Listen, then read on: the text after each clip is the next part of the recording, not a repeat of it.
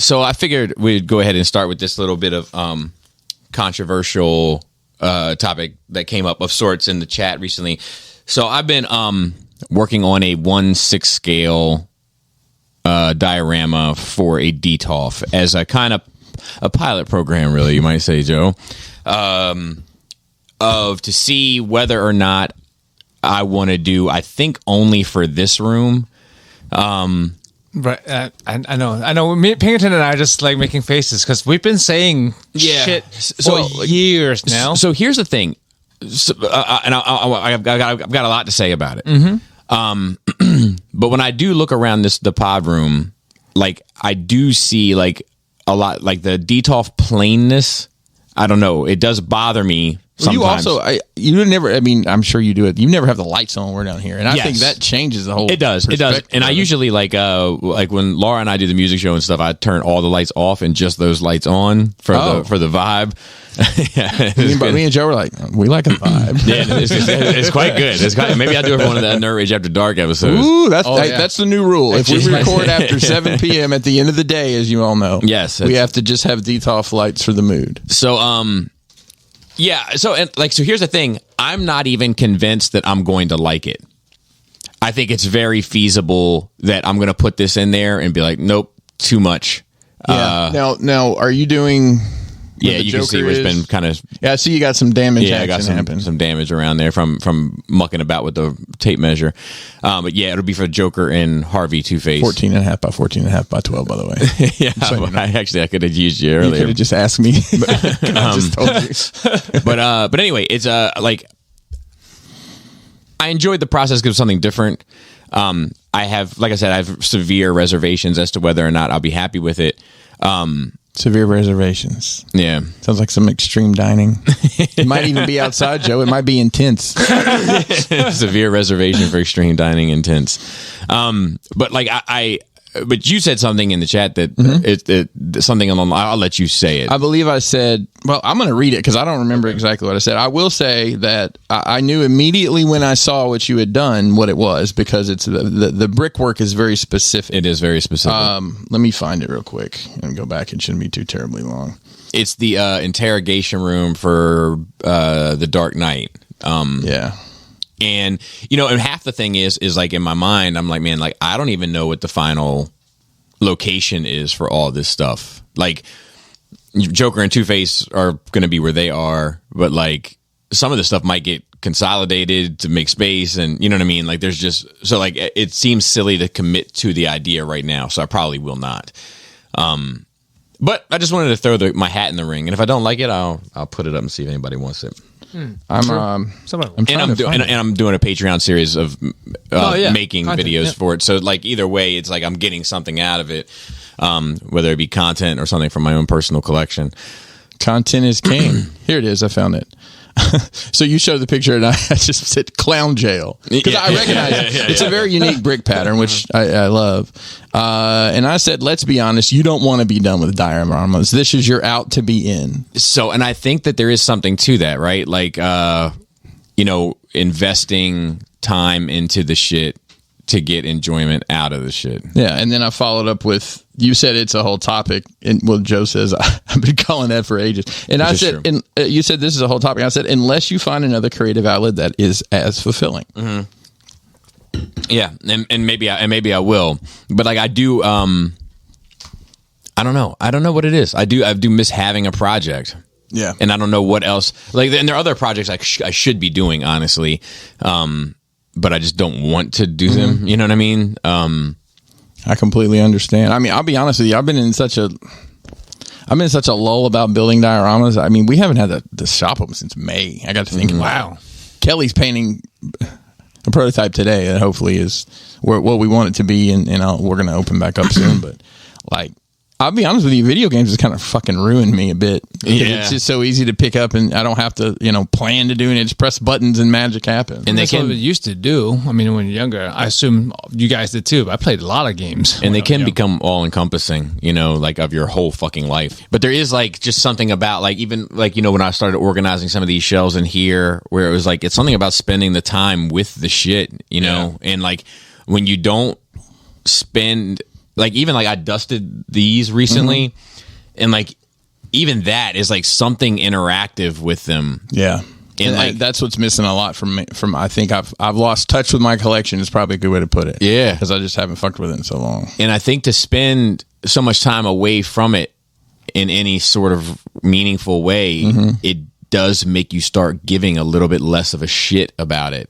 It's like a slippery slope. Rest in peace, Night Wingnum. This guy was in our Realm of Collectors chats all the time. Yeah, I'm familiar. And he passed away last year, but he said one time every New Year's he transformed his entire collection to either robot or whichever mode, and then he transformed it back. And I always seemed batshit crazy, but now thinking about it, I'm like, probably really keeps you in touch with what you're doing. Yeah. I mean, I always said that people always like, oh, who plays with the Transformers? Why do you need the Transformers? Like, when I was more into it, doing other stuff, but I did like maybe once a month, every 3 months. Yeah. Maybe not every figure, but I would go and transform shit because I find it interesting.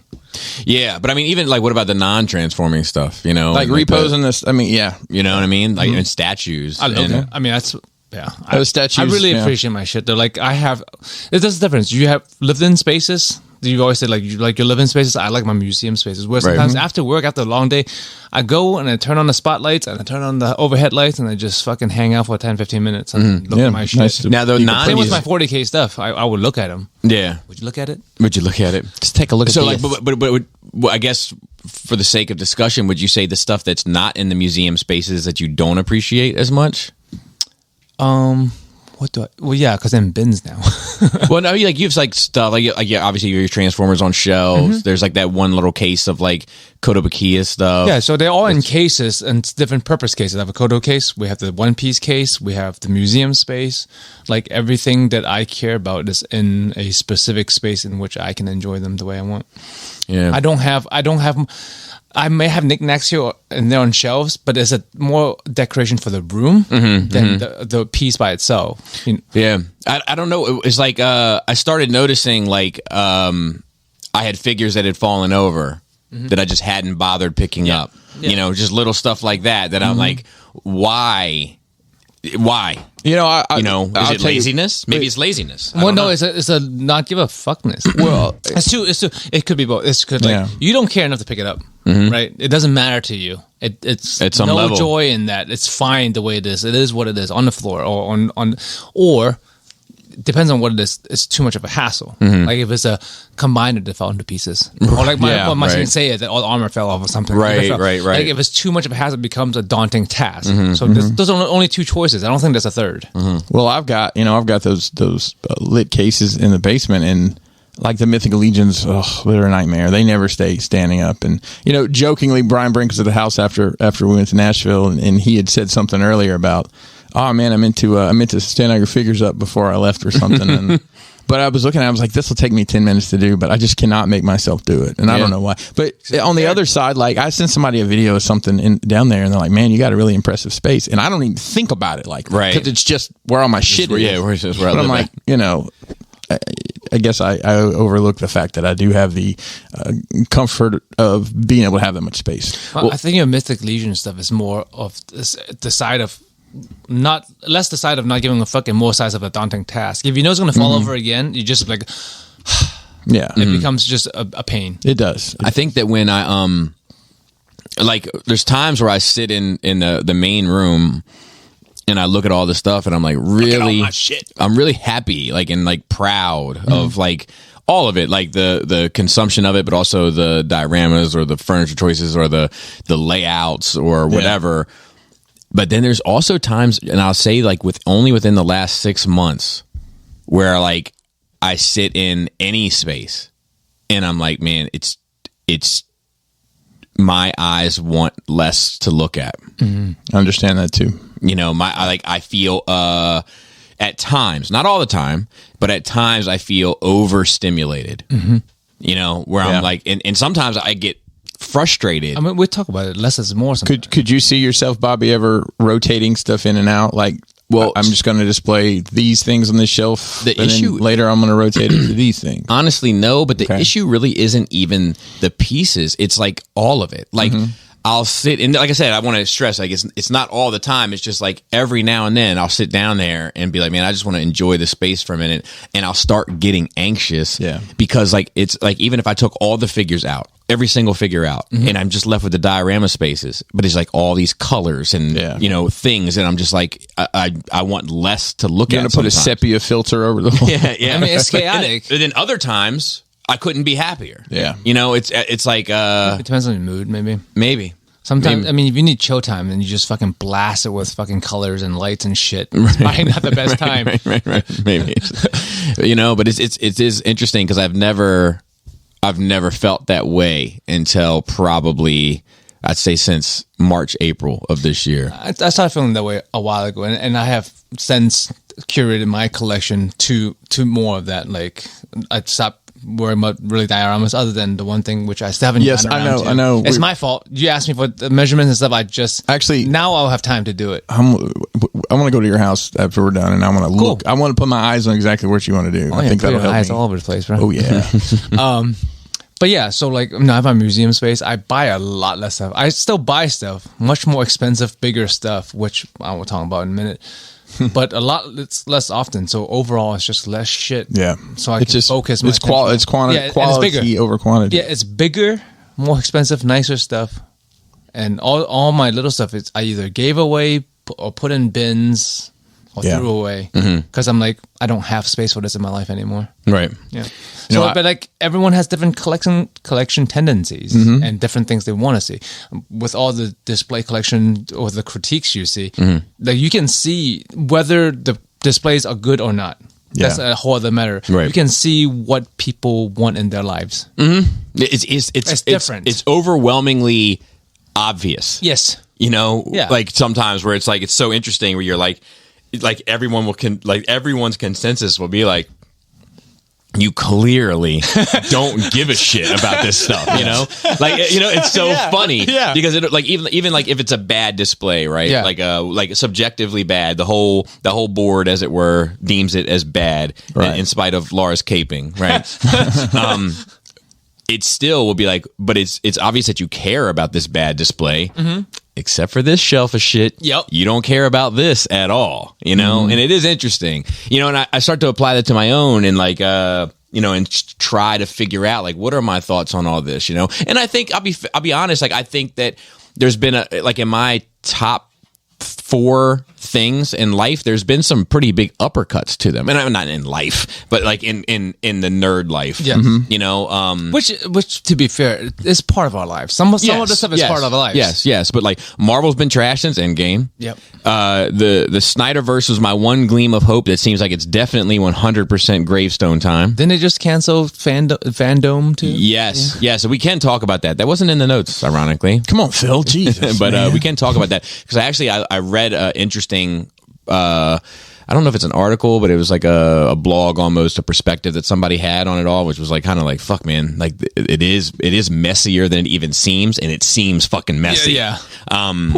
But and then there was what else? So the Snyderverse being done, and then like kind of like the state of chaos that it all seems in is like a big turnoff to me. Episode 9. Pretty much everything since episode 9, with the exception of Clone Wars, and then kind of the meteor fall of what third-party masterpiece has become. So it's like everything that was kind of like my glue has like been really, really declining in a media space. Isn't fair for Transformers because they haven't really been in a media space with me in some time, but in a kind of like the pulse of what keeps me going in it. Right. It is interesting to consider, like, well, how much outside of nostalgia, how much new blood do you need pumped into the things that you love? Even like this Batman movie, it's cool. Yeah. And it's a Batman movie, and it's like pizza in many ways. It can only be but so bad. As long as they don't make Alito's Batman. Correct. Yeah. That would Alito's Batman. That would be the worst case. But like if but even with that, it's like, man, like I'm not even finding joy in this thing that like I can usually find joy in regardless, It's kind of like, ugh. And I don't want to sound like I'm like in a bummer space about it. No. Really I mean, we all have transitions, and some of us are more fluid than others. Anyway, like Pinkerton Jars. But, I mean, Not bars, jars. and again, we have big spaces, but you have a lot of stuff, right? You bought over a lot of stuff over the years, so it's hard. And also, like, how much more new stuff do you really need anyway? Yeah, in all honesty, right? And I'm not you have how many iteration of each character that you love? Yeah, you don't. I don't think you need anymore. Yeah, I mean, if you just want to buy more shit. Well, it's like there's like I feel like I want to do something with like this Rogue Gambit shelf, like because even that was like a thing where I was like, oh, X-Men, and I was like, yeah, I love X-Men, but I really love Rogue and Gambit, and Psylocke. You know, like that's who I really love, right? And then like so I was like, man, and Hugh Jackman Wolverine. So, right. So I was like, and I might do a little Wolverine thing down there, but like, it's just about consolidating it, you know, and just being like, look, man, I don't need to buy all of this type of shit. I just really want to accentuate these two characters that actually mean a little bit more to me. And then even with the particular character, how much do you need? Where I am now is like one. I need one. Right? Maybe up to 3 if more good shit come out later. But if I have one good one, because like I'll talk about it now. I got the 5th scale Kerrigan Brute Queen from StarCraft 2, and that shit moved me. Like I haven't been wowed. I was staring at it. Like that's really the reason I've been so paint was fucking wowed by that. Spectacular. Piece. Like, do you know how many pieces they made? Is it numbered at all? No idea. It's third party. It's my Mayflies, same people who made one of my Tifas. Okay, but so you're familiar with the brand? Yes. Yeah, okay. But like I was floored. Like it had all my emotions, every piece of feeling I have for that character in that franchise, in that one piece, and I need no more. And that's great. how I feel about it. That's great.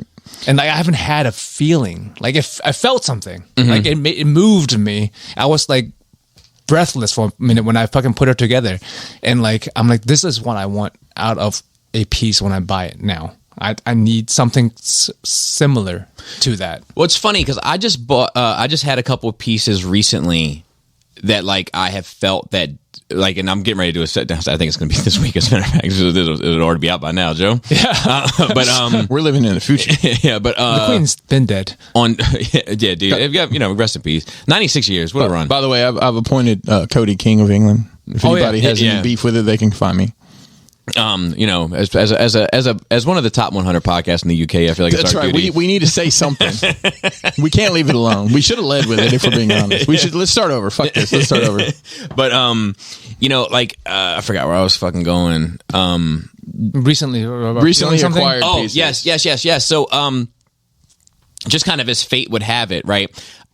Figuring out like where is the dopamine drip, because I think the dopamine drip for me used to be in obtaining the thing. Yeah, it used to be like the UPS guy coming with the boxes. It's a chase, right? And I think the beginning was like that for me too. And then I think there's I found a dopamine drip in like the hunt, as it were, like and then I think I found it in the pre-order and all of these things, and then I think I even found it when I got into like the Hot Toys stuff kind of heavy. I found it at like, you pay the payments and then eventually you get your final payment and shipping notice. And like that was like but now I think where mine really lies is completion, like in placement. Yeah. So like, and I guess your definition of completion. You've ascended to the right. next level. So I'll tell you, like, I just put in a Hot Toys Vision in a Detolf shelf out there, and it completed that shelf.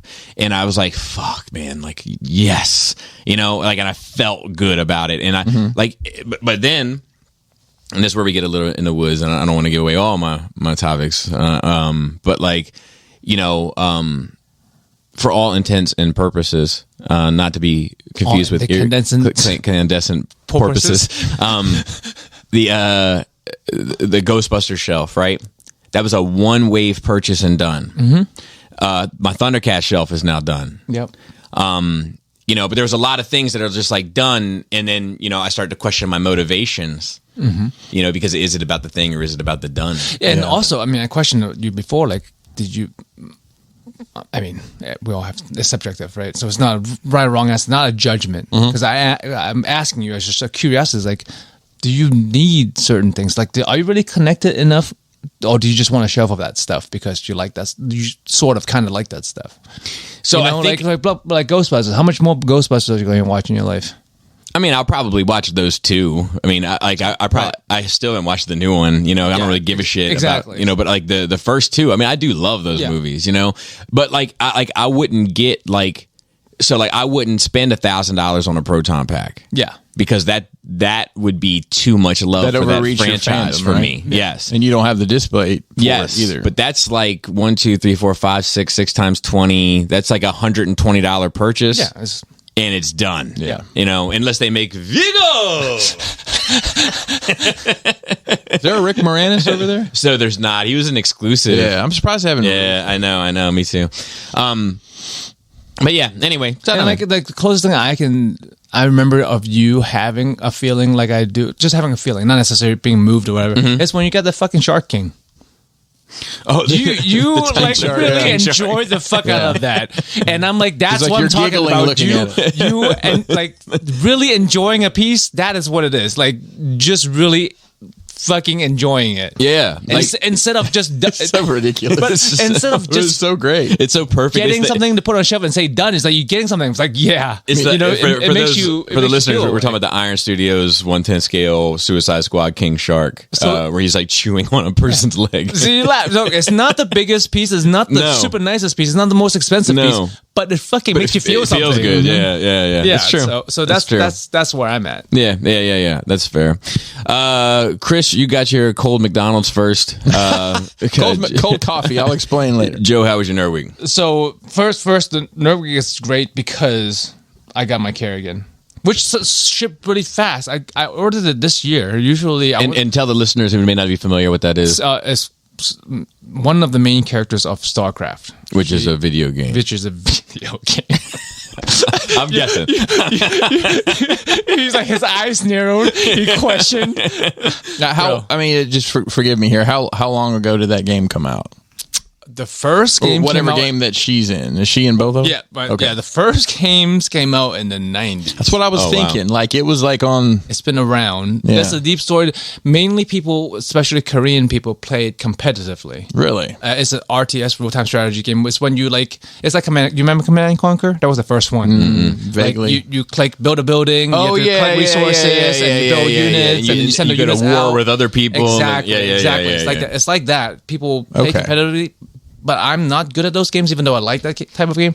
But the story, it's got really after novels. It's got really fucking deep lore that a lot of people don't care. And was it a mobile game? No, it's a computer game. Okay. I'm just checking because a lot of this shit I feel like is mobile. Roller Coaster Tycoon, is it like that? Yeah. You guys remember that game? Yes, I do remember. I like some games. But in the last 10 years ago, maybe. An additional part came out, StarCraft 2, was it StarCraft 3? I'm not sure. The newest one that brought the entirety of the story to a close. And I regularly, actually, once in a while, watch the Gamematics, which is all the cinematic cutscenes taken out, spliced together, and some of the gameplay with the story, the key components involved. So, like, it's one complete story. You can just watch it. Oh, that's on YouTube? Yeah. Oh, okay. Yeah, that's pretty cool. And I love this story, and I love this particular character and her man. But yeah, so that's awesome. I absolutely can't be happier that when she was announced, and then now I got it much sooner because I don't think I was supposed to get it. I pre-ordered a bunch of stuff before her. That's not going to come out till next year. So, but Mayfly Studio doing fucking God's work out there. Because the other thing they did was Tifa, which is my favorite character ever. Okay. Not the naked one. The one in the middle shelf. Yeah. I had to ask which ones my daughters thought were the best of them. Dude, I'm just kidding. No, I keep thinking about it. Dude, I keep thinking about it. But I love this statue so much. I moved the naked girls and I put her in that spot right in the middle by herself. Well, I will tell you, like from my, and my opinion is only worth as much as it is. But like when I came over there and it was the abundance of that character stat one with the clothes, it was almost like, man, it was too much for that space. There's four of them all in the row. Yeah, it was like, man, maybe like put one of these upstairs and put one over here and spread them out a little bit. I don't know why, because like there's a whole thing. I don't know, because there's like a whole thing of Deadpool's that doesn't strike me that way. But there's something about maybe because they were all quarter scale similar. and they were all similar. They were standing, and their outfits were all basically the same. Yes, there was yes, only yes. one girl that had a different outfit, but her clothes was off, so Right. you can't even tell. Right. But yeah. But my question is, like, this space right here that we're sitting on this table, when are we moving this? Where's this going? Because that XM Bat Cave is coming here. I assume. Yeah. Bro, You talk about something you would love, something that would make you feel something. I bet you if you had that right just here. move to the couches, man. Well, I thought about. I mean, we could I do think. that. Did you It's see just all the pieces that it comes in? It's modular. Yeah, it has fucking everything. But I would pretty need to awesome. get the specs on it because I was thinking like, what if I put it underneath the TV in the TV room? Like, you don't want to do underneath that, bro. the like if it oh. sat on that thing, you know, like that. It's pretty big. I feel Is like it Iron just Studios? Is that who? No, XM. It's XM. XM. I'm XM. sorry. Get straight. Yeah. All right, bro. XM is respect like on that name. Yeah, they're the ones. That's my favorite. They did the darkness and stuff. I'm waiting for the fucking Angelus to come out. That's my completion. Because I don't love the Angelus that much, right? Right. I like her. I like the world. Yeah. But that's my Right. completion. Right. But yeah, that Batcave. I don't know the pricing on it, but like, seriously though, are you interested in it? I am interested in it, but I just don't know if I have the logistics to handle it. I'm trying to That's find the question. if there's any. Did it make you feel anything when you saw those pictures? So here's the thing. It did, but not in the same way that like because I There's a little Batman in there too. yes, but I am character focused. Mm-hmm. Like you know, and the Batcave is something that has meaning to me, but it's like I don't know how to describe it. Penny and the T-Rex and the card. Yeah, boats, they checked all the boxes. all They the checked all the boxes. boxes for sure. Like if there was nothing in there where I was like, well, it would be cool if they had put this in there. You know what I mean? They did it all, but you know, it's just like people hit me up from time to time and they're like, you know, like look at this X-wing or look at this whatever, and I'm like, man, like it doesn't really do a lot for me. Like I like X-wings when they come on the screen. I love to see them, but like having them in my house doesn't really do a whole lot for me. Like there's only two vehicles that like have any sort of real emotional attachment to, and Falcon? the Falcon and the Batmobile. You know, and then Which Batmobile? well, so like it's honestly it's it in name. Oh, okay. You know, like because most of the time it's fluid. You know, jars? I don't know. For me, I have a pretty fucking definitive Batmobile in my head. but I mean the one that probably gives me the most feels is probably the 89. Yeah, 89. Yeah, 89 / the animated series. See that one, like I like, but it's probably It's just a simplified version of the. yeah, but it's probably my least favorite long aesthetically. unit. It's Yeah, it's a long So boy. to speak. I mean, like we've seen a toy version of it, but like I don't mean like a G1 to a fault version of it, but like, like a realized real life version of it, which Yeah. would be basically the 89. Yeah. I really like the tumbler. I mean, I know it's I very love the utilitarian, but It's do the too. Bat Tank. yeah, basically. Yeah, but not really a Batmobile. I mean, like I don't like the glow in the dark neon nipple mobile. yeah, that's not my What favorite. about the one from the comics that has a big face on the front? Oh, the with the old bat one. face? The bat face. Yeah. Look, I'm gonna show I mean, I like the Adam West. gonna show one. him Like, I like that- it. I don't like. I think I like it for funsies, but not really. I wouldn't. It makes no sense, but nothing makes sense in that show. They have that fucking siren on that bitch. They pull Like, over. did the police tell them they could do that? There's nothing stealthy about that fucking man walking out in broad daylight, climbing over the side of the buildings in the goddamn bat suit. It's true. It's true. It's Love true. it, though. Love it Good though. times, Love it. man. Good times.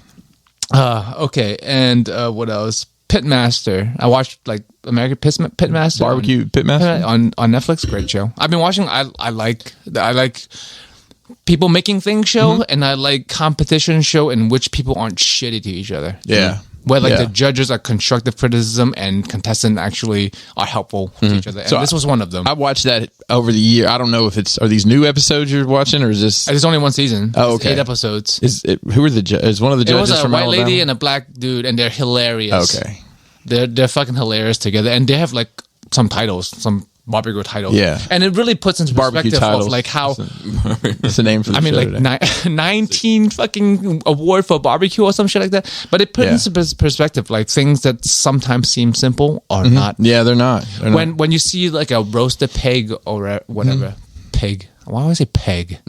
I We always say know peg. why. We know why. You're always on my mind. We're familiar why. But Never like, pegged you it's as a not pig just guy. fucking putting a goddamn pig on a roast and call it a day. No, there's a They lot have of- built a whole fucking apparatus, whole pit with openings and wind tunnels Vincent. and like different temperature gauge because different parts of the pig cooking at different length or times. Yeah. And some parts dry. This guy was like cutting pieces of bacon off to lay it on top of the loin to make sure the man. fucking loin stays moist. I'm like, What time's dinner? Come on, Joe. bro, this is like barbecue science. I didn't. It is. It's crazy. But that's why I like to watch these shows where people are passionate about a craft. They can. I'm never gonna do it, but it teaches me something and gives me more appreciation of Right. why barbecue can be expensive sometimes. Yeah, I'll tell you guys this, and I probably said this before. My brain is broken now, where I can't enjoy something without trying to figure out how it works or how how they did it. Right, I've been that way for a while So now. I do enjoy stuff like that. I was asking who the judges were because in some iteration of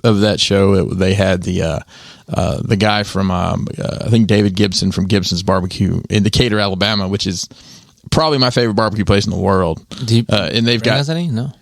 No, I didn't. But like you walk in the building and you have to step around all the trophies. I mean, they're taller than me. It's ridiculous. Are you the only one that look like me there? Can I go? You sure? Hell yeah, let's go, bro. Let's go. Listen, I can take you guys on a food tour of Alabama, and you come back with 20 pounds. Yeah, you be my. You gotta just. I'll be your. I'll be your the handler. I was going to say I could be your Alabama. That means something different. Do they have shopping carts there? Yeah, you should just call me your Alabama food Sherpa. I don't know if that's any better or not. Fuck, man, why is my brain? I'll tell you what.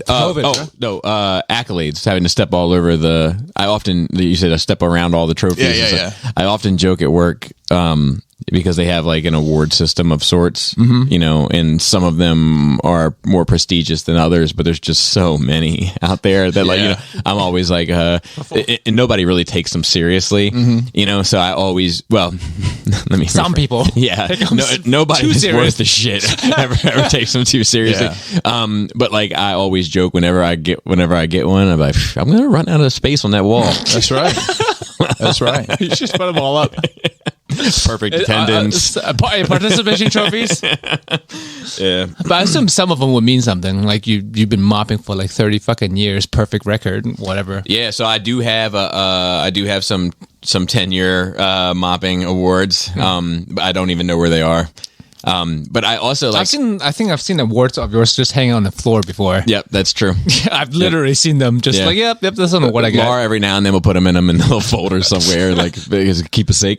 But like, put them in a box to give it when you were kids. yeah, I have two plaques basically I've gotten in my current job. And for the longest time, I had them in that display case by the front door, and the only other thing that was in there was the trophy from the Halloween party. I actually. And I think I finally moved into the bedroom. So. might worth more. Yeah, probably. I actually have like this award. I'm pointing to it, folks. So sorry you can't see it. Yeah. Wow. But it's a pretty prestigious one. That I don't even know where it is. I think I feel like somebody would think that's important. I think I've lost. I mean, will you ever need to have it for any you should, particular no. reason? Yeah, I would just. They don't like keep track Nobody of it. checks. No. So like, Do we have anyone ever that wears fake ones they don't actually earn? Because that happens. yeah. So one time I had I won. I had to attend an award ceremony. You know, like, and this, I say award, but it's really like appreciation. And I won something, and there was like people there like that, you know, like wives and whatever, and family and, you know, whatever, and you know, employees, past, present, future, whatever kind of, and like I walked past this table and they were like, "Wow, but what an honor!" And I was like, "You like it?" And she was like, "Yeah." And I was like, "I want you to have it." And I just gave it to her. You might be in her will now. That's a true story. That's funny. That's a true story. Did you come home with you later? Well, it's funny. I had not a huge floor, but a sizable floor to mop last night. And I haven't had that kind of a mop job in a while. Wow. And I tell you what, I am getting old, man. I was able to mop just fine. Yeah. But like I slept. I came home and slept. You know, and I was Telling my kids going back to school this week, they're like, same thing. like, look, they come home from school and it's like, how was it? They go to their room and I'm like, where's the kids? They're asleep. Yeah, Okay. I see it with Selena's baseball or softball practice. Like the first week, there was no school, And everybody's like wide all the kids are open. running around. Like second week is like it's like a Everybody's week and a half. dragging bats. Oh yeah, like so funny. Anyway, continue. Sorry. No, Nerd Rage. I probably know where the ward of yours is. Okay. Did you check one of your dioramas? Yeah, but Robert probably did it, hung it on one of the walls. I would have thought you'd use it as a prop. I may have done that Purposefully. too. I'd be like, look, I need. Oh, this would look great. I need a little medallion right I there. need a tabletop. But yeah, my voice is shut too. So today, I streamed 5.5 hours. It came directly here. You did on your channel? Yeah, on my channel. I'm doing it every Thursday, Friday now. Wow. I will be on again tomorrow. And say the name again for the folks. Cyphus 54, CYPHUS 54. I saw somebody in the Patreon comments like they dropped the name for somebody. Yeah, because like, they were like, you guys are paying more attention than we are. Because they were like, did he say Cyphus? And then like somebody was like, I think it was Brink was like, did he say Cypress? And somebody was like, Cyphus. Cypress, like the tree, you know? Like the hill? Hell, yeah. And so I'm going to be on here, and directly after here, I'm going to go stream workout, and then directly after that is going to be D&D. So I'm going to be talking for fucking 15 hours today, man. Whew. Yeah. I don't know how you do it because you be doing that. Yeah. On the regular, you'd be like 9 videos today, bro. So I have this, and then I have softball, and then I come back and have dummies. Whew. Wow. Yeah. I think I'm pretty free after that. I don't have anything else. I got plenty I need to do. But yeah, I'm getting better and better at Blunder. I'm pretty. I mean, there's no doubt. Proud of it. I mean, like, it's weird for me to say about myself because not often am I proud of myself or anything. I saw the female character that you were working on from the original sketch, like or finished character concept that you drew. Yeah, and I'm do you know how you say kids' brains are like a sponge? So mine too, except like it soaks up all this shit and then someone just fucking squeezes it and all the water comes out. So it's just still kind of moist like after you wash the dishes. That's my brain. I absorb some of that shit and everything else just came back out. Because I watch a lesson, I'd go fucking do the thing, and 2 hours later I'm like, what the fuck was that thing I just learned? It's the repetition. Like I'm the same way. Like I have to go watch the video again. I've watched plenty of tutorials on how to do this exact thing I need to do in like an infusion or whatever. And I'll do it, and then like, 2 weeks later, I'm like, I need to do that. I have no fucking idea how to do. Yeah, and you did it. I just feel so stupid. I do. I feel dumb. I'm like, I watched this tutorial specifically for this purpose last night. I woke up this morning to go do the thing, and I lost half of it. Yeah. My mind is a sponge. Steel trap? But it's a steel trap also. But but mine's still operating at 100%. Wow. As long as I am interested. But if I am only 50% interested, I don't get any of it. Like, and it comes right out, dude. It's even gotten to a point where sometimes it's happening. Like the information is coming to me, and in my head, I'm like, you don't even care about one word they say, and then like I can feel myself not listening. And inside, I had to like, it's like I'm pushing against like hold, brothers, hold, like to like keep like my ears open to hear what a motherfucker has to say, even though my brain has already been like, man, I wonder when they went from like the big lollipops with all the colors to like just the single, like green. Was there a meeting about that? Like that's how my fucking brain works. I mean, I sit around the four corner room staring at candles, so I think sometimes I'm like, just playing tricks on you. Yeah, man. Come on.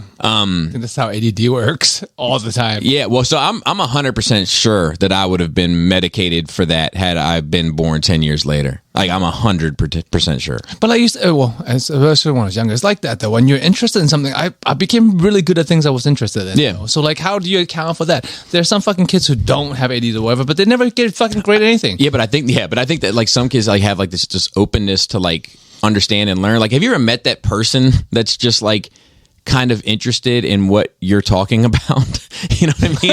Like it doesn't not in this room. Like Wow.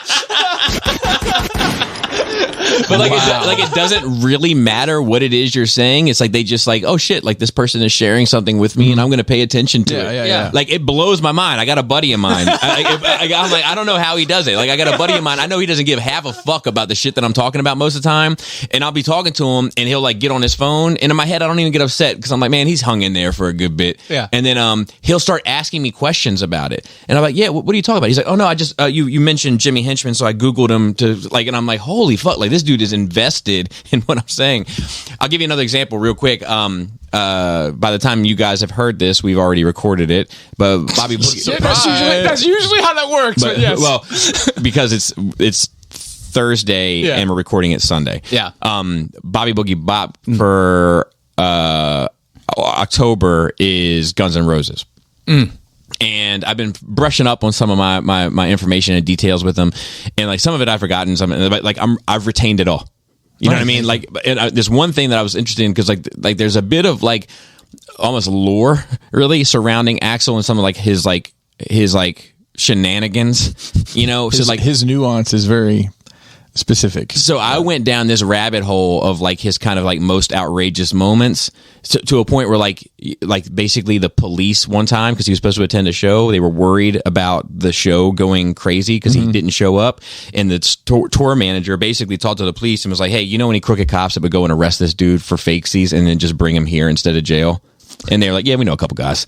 And they sent guys to his house, cops, broke into the house, fucking kidnapped him, basically, put him in handcuffs, took him to the fucking, you know what I mean? Just shit like that, right? That's wild. Yeah, to get in there. But like, anyway, I say all that to say this. When I do those shows, those music shows, the Patreon folks know, but like, the opener of the show and the closer of the show is a big fucking deal to me. Like I rack my brain over the perfect song to open and the perfect song to close. Makes sense. I maybe have never had the choices be so easy as it is for Guns N' Roses for me. So take a guess. In my mind, there's two obvious choices. Well, it's I think Welcome to the Jungle. That's easily the opener. And you close with November Rain. And you close with November Rain. It's a no fucking brainer. Where else would you go? Yeah. It's interesting. And Paradise City floats in the middle somewhere. I will say, Bobby, hopefully you and your wife invested in a bunch of vases, because you definitely got your flowers for the Murder Inc. one. Yeah. I saw a lot of people talking about that. Yeah.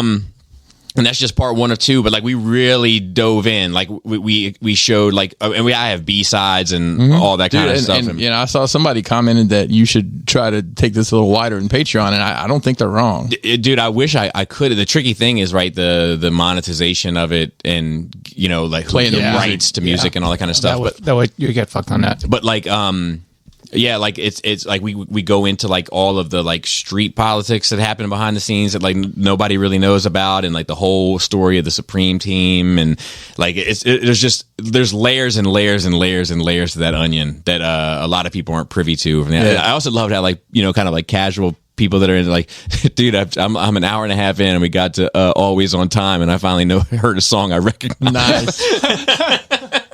Anyway, continue, Joe. But yeah, no, just Twitch and Blender. I'm continuing, like, all my free time and my drives now is just Blender lessons. And I think partly of why I'm not retaining it, it's not just memorization, it's like technical things, like you have to hit Shift M here and then fucking go to this menu and do this. So like I really need to be watching those and doing it at the same time, but I'm enjoying fucking twitching, and chatting with people. So I need to find a balance of it. And fucking Vinny, Nerd Rage listener, had been hanging out. He was there for like 4 hours today with me. Nice. Cool. So very cool. Shout out, thank you. And I had one topic, was a discussion topic for later. Okay. A shout out to Alan also, who sent us all Nerd Rage flags. That's crazy, awesome, man. Thank you very much. He did the thing that you said you were supposed to do. That's my lot in life. Well, that's one of the reasons. You know, I screwed around with our logo recently, and one of the reasons is like because it's super duper high resolution, so we could make, you know, wall murals for that. But they beat us to the punch. Oh, one more thing. I found out last night I have a leak in my ceiling. I think. So I don't think I can get anyone to look at it till Monday. So hopefully the roof won't collapse. Is it in the basement? No. It's in the second floor in like one of your kids' rooms, basically. Oh, really? So I went up to the attic kind of. It's hard to see in there. It's really hard to go up there, first of all. You have to fucking climb up in there, and there's no space to walk because of the insulation. I can't tell where's floor and where's roof. So put your hand on, if you can touch the roof, put your hand on the rafter. Where the rafter is, there'll be a floor joist. Okay. But I can't tell if it's a pipe or the roof. I don't know who to fucking call. You know? I thought it was it was in your basement, to be honest with you. Yeah, because it was just a corner. Yeah, so if it's a ceiling leak, then you may need to call a roof. But that's the problem. Like, it's a 50-50. Right. Yeah. Who, you call one of those guys to fix it. You had a guy looking at your roof recently, right? Yes. I wonder if he wouldn't mind taking a... I asked him. Okay, cool. Back. Chris, my turn. I need to delete the note about the Queen because had that in there. I thought we were going to start with that, but not that important. That's all right. Well, we're not going to say that. Top 100 in UK, Joe. God bless the Queen. Or God save the Queen. Or God save the Queen. He did not. Well, for 96 years. 96 years. It's pretty good. It's pretty good. Yeah. You think it'd make it 100, though? You mean almost there. Round it, bitch up. Cody sent me a message. He sent me a message. He sent me one too. And I said, let me read it to you because it's actually pretty bad. Because bless Cody's heart, he doesn't know shit about what's going on over there, really. Perfect. Just like we don't know what's going on over here. Well, I don't know what's going on. Could be the Queen's last day, and then he mentions he's coming. I said, long live the Queen. And he said, she just died. And I asked, are you sad? He said, nope. I mean, it is sad, but not for me personally. And then I said, who's in charge now? Will there be a war? He said her partner, I think, and I'm like, her husband died last year. Oh, okay. I said, fuck it, you're the king now. And then he posted a Burger King meme. So, so he sent me. He said he thinks that she's going to pass because they flew in all the families. You know, and then he's like, so if it's true, my grandma has outlived the Queen at nearly 101 years old. And then Queen is 96, amateur. That's funny. And then he said, she hates the Queen for some reason too, so that'll cheer her up. Yeah, he told me last time he was here that I guess if you were married for a certain amount of time, you get a letter from the Queen. Oh, really? Probably just something with her signature on it. Dear fan club member 396. Exactly. Same thing if your marriage lasts a certain amount of time, and then if you live to be so old. So he was telling me that his grandmother has 2 letters from the Queen. I'm like, well, that's really cool. And I guess he was telling me it's not really that big of a deal. Once you get to a certain age, you get those. Oh man, I don't know where to start here. I got so much stuff. I got Charles now. There is King Charles and stuff. Prince Charles. The way I understand it, the last 50 years. The way I understand it is they're going to skip over him and go to William. Yeah, because the one has been disassociated, basically, right? Well, Well, Charles is married to the one that was married to Princess Diana. He lives in his entire life and doesn't get to be king. That's hilarious. Yeah, well, look at him. But there's one that dresses up like a Nazi or something? I don't know. I shouldn't get involved in their shit. I don't know. Because we have those guys over here too. There was a lot of stuff. But he was at a Halloween party at least. That's true. And our guys was at a rally. That's true. Our guys really wanted the barbershop soap.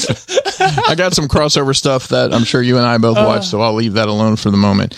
I have a question. If you go to a restaurant and you have food that you want to take with you, do you prefer for them to bring you the box and you put it in them themselves? Hang on. Option 1. Option 2, they take it to the kitchen and box it up. Or option 3, they box it up for you right there at the table. Ooh, so I prefer 1. Okay, but because give me the box. Yeah, so to speak, because obviously I don't want you to take my food away. I don't know, I just want to keep eyes on the prize. Yep. Okay. And part 3 is I don't like feeling served. At all. Same. So I get uncomfortable. Extra served. Yeah, I get uncomfortable, and they're like, I'm gonna take your food and place this. But I can do it, dude. Well, definitely don't do it at my table because that's the worst. I'm like, bro, I'm just sitting here watching you. Yeah, I hate that shit. Yeah, me too. So we went to, and let me preface this by saying we purposefully went here. This wasn't, we weren't trying to go to a fancy place. This is where the kids wanted to go. So we went and got, as we call in Alabama, Italian food. We went to the Garden of Olives. I love Olive Garden. I do too. I love that place. I do too. I like it a lot. Really, in all fairness, they have a really sweet ketchup sauce. Fair enough. That they serve with their chicken nuggets. Yeah. Good. So they do the I was going to say curbside. They do the tableside boxing, which I'm like, I don't know. It's weird, but Yeah. I know they did it. No. It was great. It was a really good meal. Did you get the tour to Italy? I did get the tour. Bro, it's great. I did get the tour. You get a little bit of everything. Well, you get a tour. It is. I felt like You gotta such. go around. So we get the you get the salad and breadsticks, and then I got like Unlimited. unlimited. I hear. Yeah. And You can get that in a soup. I and saw a salad, too. motherfucker put a hot dog in an Olive Garden breadstick recently. God gamer. Yeah. So yeah, Olive Garden. I mean, it's Amazing. it was good. Do you get any desserts? No, We but didn't get dessert. you no comment on the hot dog in the Olive I mean, I Garden? think that's a God gamer move. I think it would be so. very good. I saw With something ketchup, wild I the other guess. That's day. ridiculous. Like, Why is it ridiculous? So somebody had, I guess, the fucking the move, right? Like, could we get one more round of breadsticks? And Take 'em with you. And then 5 Take 'em minutes with later, you. I think I'm just gonna take. I think we're gonna take the rest to go. So somebody, That's exactly what we like the Olive Garden breadstick, it's like sealed up on one side, and then like the openness of the other. It's not open, but You could cut it open. Yeah. So I mean, it's like a skinny hot dog. he like dug out that middle bit and dropped the fucking hot dog in that bitch and put it in the microwave. Bro, that hilarious. sounds good. Like, get the long, skinny dog, so to speak, right? Yeah, get those footlongs. Like the Nathan's almost. There Yeah, you go, bro. There you go.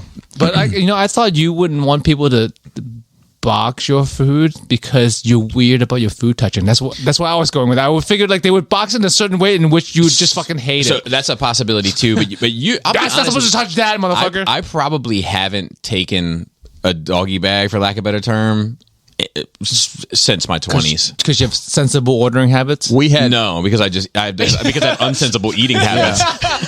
I have a bit, yeah, same. I think every one of us had a to-go box. Wow. I mean, it's just an There's a lot of overwhelming amount of food. food. I mean, which like- was great. We had it for dinner that night, so it worked out fine. That's exactly. Or like Carrabba's, you get for a side Carrabba's. for a side of your main course, your pasta, whatever, your Italian food, you get a side of fucking pasta. Yeah. It's like a whole plate there's of a just whole other pasta. fucking meal. So no, it's Yeah. great. Yeah. But Is there Carrabba's around here? they used to be around my house. on My 40. old house. Okay. But the thing is, let me tell you, don't let the fucking Chinese people, or maybe not Chinese people, Good grief, Joe. Back it just down. isolate that. When you go to a Chinese restaurant, Am I the racist dolphin? it's my people. I'm allowed. It's my word. Chinese. Chinese people. If you go to a Chinese restaurant, man, don't. If you get some good food, something nice that you didn't finish, want to take home, ask for the box because they will steal some of your food. They will. It's a general practice, like always. It's just a fucking thing they do. If you get like the Peking duck or whatever, you don't fucking finish that shit. You ask them to box it. You come home with less than you left with, You usually get that for on whatever Christmas, fucking right? reason. Yeah, it's smiling at me. Or you get like a thing of sometimes you probably don't eat that kind of stuff, but it comes in a big like What does? wok of soup What does? and Chinese food style. Oh, you get wok soup. of You don't. Not everyone gets like their own bowl. You get a huge fucking giant communal bowl. People like get soup Dip out out of. of, okay. So like they would, if you didn't drink that for whatever reason because you ate your food and you want to take that home, they'll take it back and they'll come back with a soda can size Tupperware. The rest of that shit's going back in the pot. Oh, wow. Yeah. Okay. So- when you said keep, I was thinking that they were going to eat it, but no. That too. That too. they Or just- they'll just throw it back. I kind of don't ever want to eat it. Wow. Because I don't want anybody's secondhand fried rice. Right. Yeah. So Yeah. well, that's my PSA to you from Chinese people. We had, Good luck, everybody. I ate the panda this week too. We got Panda doesn't do that because it's not we got real Chinese people. Panda. I love Panda. I like the General So's. Yeah, Yeah. they're orange. Of course you do. Let's see. I acquired. There are no more Grails. I hope you both know that. It's just a matter no of money. more- Actually, I might have one because I can't find it. Okay. That Daredevil origin statue. That now clean it up. That one, like I don't even know which one So it it was is. made by Diamond Select, and it's like it was called like an Origins line. And, Oh yeah. and they have Daredevil like kind of in black and white, I Yep. think, and he's like standing up, looking over his shoulder at the childhood version of himself, With like fucking- in the chemicals. Okay. Just and like I- Hulk and they have one of Hulk with Yep. the chemical. and Spider-Man with Yeah. the insect and like it's cool. They're cool. Yeah, but like I can't fucking find Wow. it anywhere. You know. That's crazy. Well, it's kind of a niche piece too. Yeah. But I wanted because like that joke. It was in the toy fair. Where they had it and they had the little blurb over it, and it was Daredevil yelling to the child, saying, "Now clean it up." that's funny. Good old toy fair. just for the meme. I used to laugh so hard at that shit that like I kind of just wanted. I think it would be one of those things. They'll give you a feel. Yeah. That's funny. So your grails are gone. Well, there's nothing I want that I couldn't just save up and buy. I say it that way. Occasionally something will come up. Now I have some pretty obscure collections in my greater collection, and I added a piece to this week that I knew existed out there. I hadn't. It's named after a discount store? Maybe. I hadn't broached the subject of purchasing it, but I finally did, and it is. I acquired a second Ollie, X-Trans Bouts Ollie test shot. Nice. That's amazing. How many of them are out there? That's the thing. You don't know. They can't be that many. Like, I can trade. I know where the one I have actually, the first one I have actually came through Hung. Okay. Hung gave it away. And that person gave it to me. Okay. Oh shit! So it's like the Mandalorian armor lineage. Kind of. But this one, this is my name. This is mine. Yeah. The second one, the guy I got it from, he said he got it in a trade, and he doesn't remember anything else past who he got it from or anything. Sound shady. He said he got that and 2 of the Beachcomber test shots. He's like, let me know if anybody wants those. I'm like, I don't think anybody wants those. Will do. Nah. I said, if you come across another Ollie one. So for some reason, looking at it, it looked completely different, but they're exactly the same, except it's got the chest piece is clear, clear orange, which I'd never seen one of those. So when he's in in vehicle mode, his little face is just poking out. It's so funny. Love this. It's perfect quality. You can probably scalp that for like $600. Well, that's what scalping is worth nowadays, right? About $600. Speaking of which, I can pretty safely say that all the rock boxes have been delivered internationally because I've heard from Singapore, they've got theirs. I heard from Australia, they've gotten theirs. UK's got lost, but it ended up there. Canada got theirs, and the New Zealand reported in overnight that they got theirs. So that's all the international. So they're all done. And if you haven't noticed, our exclusive, limited to 200 pieces, I think about 10% of that allotment is wandered onto eBay, where they're showing sold for about $400, $450. But then I know 2 of them they've relisted them. So either they decided they wanted more for them, or the people didn't pay or whatever. But right. It's just kind of. It's crazy. Somebody said, you made it when they're scalping your shit. Yeah, man. Yeah. I mean, like, it's flattery. I'm just waiting on the knockoff. To me, that's the only way to take it. Yeah. Oh, that would be funny. A knockoff. Yeah. Repaint. Yeah. I don't know if I mentioned if there's people joining the group and like hitting up DMs immediately to the admins. Hey, I need to get one. I'm like, no, it's not. It's not how it works, man. Sorry, it's not how it works. Wrestling was crazy this weekend. WWE had a show in the UK. I don't know if that's what happened to the Queen, if she got too excited. You can see how that could happen. Yeah, it was the first like stadium show they had done there since like '92. Wow. Yeah, there's some really good matches. The standout match was Gunther versus Sheamus, and I mean they just Jim Jeffries' mom's name, I think. Well, that's a deep cut right there. Maybe. But they beat the shit out of each other. It was a great match. Nice. It was a match of the night. Was that the one that Griselda was at? No, that was actually last night. So AEW had their show on Sunday, their big pay-per-view, and it was 15 matches. It started at 7 and ended at midnight. That's a long fucking time. And there were some really great matches and some not so great matches, but the real stink of it is afterwards. They do what they call a media scrum, which is basically a press conference like real sports do. Practice. Exactly. Man. And CM Punk just went off on like a whole bunch of people. And it basically ended up, they had a brawl backstage for real. Mm-hmm. Like there were chairs thrown and someone got bit. So like half the freaking not half the like 12 people got suspended. We don't know for how long. Right. And so like everyone involved for the most part had won championships that night, and they stripped everybody for the titles. Oh my God. So like last night's show where Griselda was, cause they were in Buffalo. And the Buffalo guy is who, Daniel Garcia, he won a championship. He's a Buffalo guy, and Westside Gunn walked him out. And I was wondering, I'm like, why the first 2 rows of one of the sides of the ring was all red hoodies, and then they said that was Griselda or their crew or whatever. I know you know more about that. I'm familiar with them. I'm not I get in this conversation with people all the time about them, but like I love everything about them. Okay. Except their music. Well, there you go. Like I like Benny the Butcher, but he's not really. He's like lowercase Griselda, like lowercase G. I got you. But like I love their image. I love what they kind of stand for, like in the space. I love their like their album cover art, like it's I don't even know anything. It's all about like them. Pretty interesting. If it wasn't for you, I probably would have no idea. It has a bit of an allure to it, like their branding and marketing and all that kind of stuff is like it's brilliant. And then I get to the records and I'm like, I don't like this. Yeah, I wish I did, but I don't. It's kind of like being excited for that action figure that comes in. You're like, oh, well, it's like they're trying to sound like 90s music. Okay, which is welcome to me. I love that era. But I don't think they sound like good 90s. You know, it's like they sound like this track 7 that you can't really remember the name to, but it was all right. Yeah, I got you. So wrestling's just been complete chaos the past couple weeks, or this week especially, and I don't know, the wrestling journalism, I'm using air quotes, I don't think they'll do any of these media scrums anymore because I think it gives too many people platforms to go into business for themselves, as so to speak. Yeah. And not stay within the character refined. So it'll be interesting to see the outcome of all this. One last thing I want to mention about wrestling, and I showed you guys, but Shayna Baszler was wrestling at the show in the UK and had 40K inspired gear. Yeah. I saw it. I'm like, is that? I'm so surprised that you recognize it. Well, I did. How do you recognize it? It was the symbol on her chest and the color blocking. Yeah. The yellow with that. I think and maybe the knee pad is a checkerboard thing. And that, for some reason, rung That's crazy 40K because, to me. like, that's not even a popular...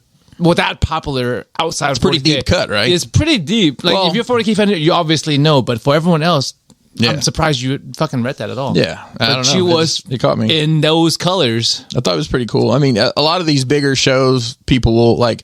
Seth Rollins came out basically in like an Elton John inspired outfit with the wings and glasses and the flame pants. Classic. And, a lot of people have done anime characters and comic book stuff over the years. Yeah, so it's cool to see that, and it was just cool. But that's really like the anime is popular. They're usually popular characters, but like being a fucking Imperial Fist is she's crazy. That's cool that I knew she was super into gaming. I didn't realize that deep. And it's like the weirdest chapter to choose. It's not like if it was Blood Angels or Ultramarines or something super popular. Yeah. Well, who knows? Somebody might have done the other ones recently, and I didn't even notice, and then that stuck out because I knew she was a big gamer. So she's a 40K gamer. That's crazy. Exactly. Cyberpunk lives. Yes. There's a animated series coming out next. It comes out next week. It's called Edge Runners. Yep. They released a 1.6 update to the game. Yep. And they're like tied in together. Like you'll see stuff in the show and be able to go to that place in the game and pull shit. Like I went ahead and played. I downloaded it. I think it came out Tuesday, and I think there were like 5 or 6 new like side quests and missions. I've already knocked it all out, and they upgraded some stuff, smoothed out some things, changed like some wardrobe stuff is easier to get to. You can actually change your appearance now. You can on the fly. You used to only be able to change it when you started the game. Right. So now you can go in and change all your facial features if you want, and cock length and all that stuff. I'm not kidding. Really? Yeah. You can change whether you're cut or uncut. Are you? Amazing. You're fucking with me. No, that's real. Yeah. Man can have a vagina even. Yeah. Yeah. Wow. I'll send you a picture. Great times, dude. Modern. I mean, I was modeling a dick. There you go. What a time to be alive. I tell you. In addition to that, do you get to choose the length of your foreskin though? No, they don't do that. Just really long, God, like droopy. I mean, some people are like really drip fucking on it. gangly, fucking labia lips, right? Mm-hmm. The flappy labias. Elephant ears. Speaking of tour of Italy, the lasagna was great. And some people have real trim labia. Sure. So I assume foreskin is the same. Foreskin, 5 skin. Yeah. And some of them are too small, and the head doesn't come out. Phimosis. This is a whole problem. Sheesh. I did not know. Hey, hate to hear it. Hate to see it. Anyway. Hate to taste it. But that's not all, guys. We're getting more Keanu. They're doing a full DLC next year called Phantom Liberty, and Keanu's his character's in it again. Which, spoiler alert, he's after 3 years. Well, depending on how you end the game, he either is dead or he's taken over your body. One of the different ways. So he's still no longer physically off this earth at that point. So my character now is super OP, and I think I'm just gonna start over from the beginning again. Yeah, that's playthrough, especially with the new update and everything. It hasn't crashed on me since I've been playing the new update. No, that's good. It's just such an open world. I mean, it's ridiculously open. Like, there was this stadium. I guess it's going to take. I think the stadium's going to be part of this new update. But I watched a video. I'm like, oh, if you get on the train tracks where there are no trains and you walk for 1.5 kilometers, you can get inside. And then there's another glitch where if you summon a vehicle, it's certain, I guess, towards the edge of what they consider the world, it'll like put it like 4 feet above the ground. Well, if you stand on top of that car and spawn another car, another car, another car, another car. So I got on top of this fucking stadium. It was, I don't know. Love it. I love That's to do. true I love to gaming. do shit like that, man. So I'm excited. I actually ordered some Cyberpunk figure stuff. Still no 1.6 really? fucking Keanu though. I have a 1.6 Keanu. Yeah, but not. I have 2 1.6 Keanus, bro. Matrix, But not that Neo, one. and Wick. But you obviously you've spent more time with Cyberpunk than you did with either one of those other franchises. I would. I want to get the Right? Jonathan Harker one. The old man has grown young. God. Whoa! So I'm excited that DLC pack. It's supposed to come out I next remember this season next year. He's grown young. Oh my goodness gracious! Maybe they should go back and try to save the queen. But that's next. They said 2023, but who knows what that means? I'm hoping it's pretty soon. 27/7. Maybe it'll come out before the end of it. I watched a bunch of stuff. Me too. The first thing I watched was Jurassic Park Dominion. How was it? The new one. Trash. Oh man, Yeah. it is. Fun. I will say it's a fun romp, but it is a wild as fuck. I mean, it is literally like it was I can imagine the pitch meeting. All right, we're going to throw everything we can at this because it's the last one for the time being with these characters. I mean, all the old cast is back too, right? Yeah, That's yeah. kind of what I want to see. Then I mean, I'm going to see it for sure. I mean, it's got some cool parts to it, but it's that's what we always say, bro. it's got some parts. It's on. It's Somehow the T-Rex survived. I think it's on. I think it's on Dude, that Peacock. Monkey. Peacock streaming. I don't know if you guys have Peacock. No, I know. I'll I don't. pirate it. It's fine. Yeah. And then I watched, there's 2 new, I want to say I'm up to speed. I didn't watch the brand new episode of She-Hulk. Speed is another Keanu Reeves movie. It is. Great. It is. Speed But 1, he's but not, not he's Speed not 2. He's not in the sequel, though. Cruise Control. Let's get Jason, what's that guy's name? Jason Patrick, I think. Anyways, I think I'm up to, I didn't watch She-Hulk. Does it come out on Thursdays? It came out on Thursdays. Yeah, I'm up to date Today's before Thursday? today. Today's- And- So I watched today. We talked about last week's last week. Did we? Because Because it was Friday. It was on Friday. I didn't watch it till. So with the twerking, we talked about that. We get bit with Megan. Was Thee that the Stallion. last episode I saw? Was the twerking? That was episode 3. You tell us, bro. I guess so. I haven't watched the newest episode. So then in the Wrecking Crew and all that. Okay, yeah. So I'll be up to speed probably this evening. So I'll cut in real quick on She-Hulk. This one, it has another cameo that is almost as dumb as some of the others. This show now has become it seems anyway to me, it's going to be a Freak of the Week show. Yeah. Like there may be some sort of overarching thing regarding her career or something, but for the most part, it's like, this is the adventure for this week. This is the adventure for this week. And none of them happen to be very good. And I think that this continues the trend of Marvel properties not being executed very well. And in fact, the joking stuff is almost getting like, it's almost like you have, like, the same way that she looks at the camera and talks to the audience. I'm halfway expecting like the whole cast to like look over and be like, "That isn't that so She-Hulk?" And like, Hey, you know, like, or she kisses a character in the audience, but woo, you know, Yeah. like it's fucking trash. Yeah. Sorry, I mean, I'm going to watch it. I am too. My problem with that show is by the time I think part they're of the job. Part of this job. Yeah, the gig is the gig. yeah, by the time I think they're setting the episode up, it's over. I'm like, I know they're short episodes and that's Yeah. fine, but It's better than fine. In my mind, I guess I'm so used to those being long. Back to Jurassic Park for just a minute. Oh, yeah. You know, all of them can magically hold their hands up and stop the dino. So It's like Neo, bro. right, so we're watching, and Charlie actually sat and watched it with us, which I found bizarre because he normally won't sit there. You know, he wants to go play video games or whatever. But we did this thing on. All right, Charlie. Oh, they're putting their hands up. So we all we hold our hands up. Gotta help them. It was so dumb because it's just like, what's a dinosaur going to listen It's to? like televangelist. Exactly. That's all it is. It's televangelist. I watched Power Lords of the Rings or whatever the fuck that thing is called. Ring of I did Power? too. I watched the first 2 episodes. I think that's all that's out. And I struggled with it. so. The first episode I struggled with. I struggled with all of it. But the second episode I actually enjoyed. Got a little better, but it's. I don't know, man. I'm. First off, what happened to people name anything I can fucking? I don't know anybody's name. Have you ever fucking tried to read Lord of the Rings, Yeah, bro? to be fair, that's on brand. That's all of that shit. That's fine, but I don't. Galadriel. Like, that shit's on brand. When do you name your dog that? That's a fair question. So, I don't know, man. It was a struggle for me to get through the 2 episodes that I watched. So I'll tell you, I did struggle with the first episode. It's cinematic as fuck. No, don't get me wrong. It's very well done. There's a ton of fucking money in that shit. There's a lot of I don't understand. I mean, I'm following the story, but I'm like, where are we going with this? Isn't there a lot of like negative? Yeah, the press, it's getting destroyed. So I haven't paid any attention to it. It's getting just drug. But I know that like there's some people have gotten mad because there's like black elves or some shit. Like I've seen all that scuttlebutt. I don't care about any of that.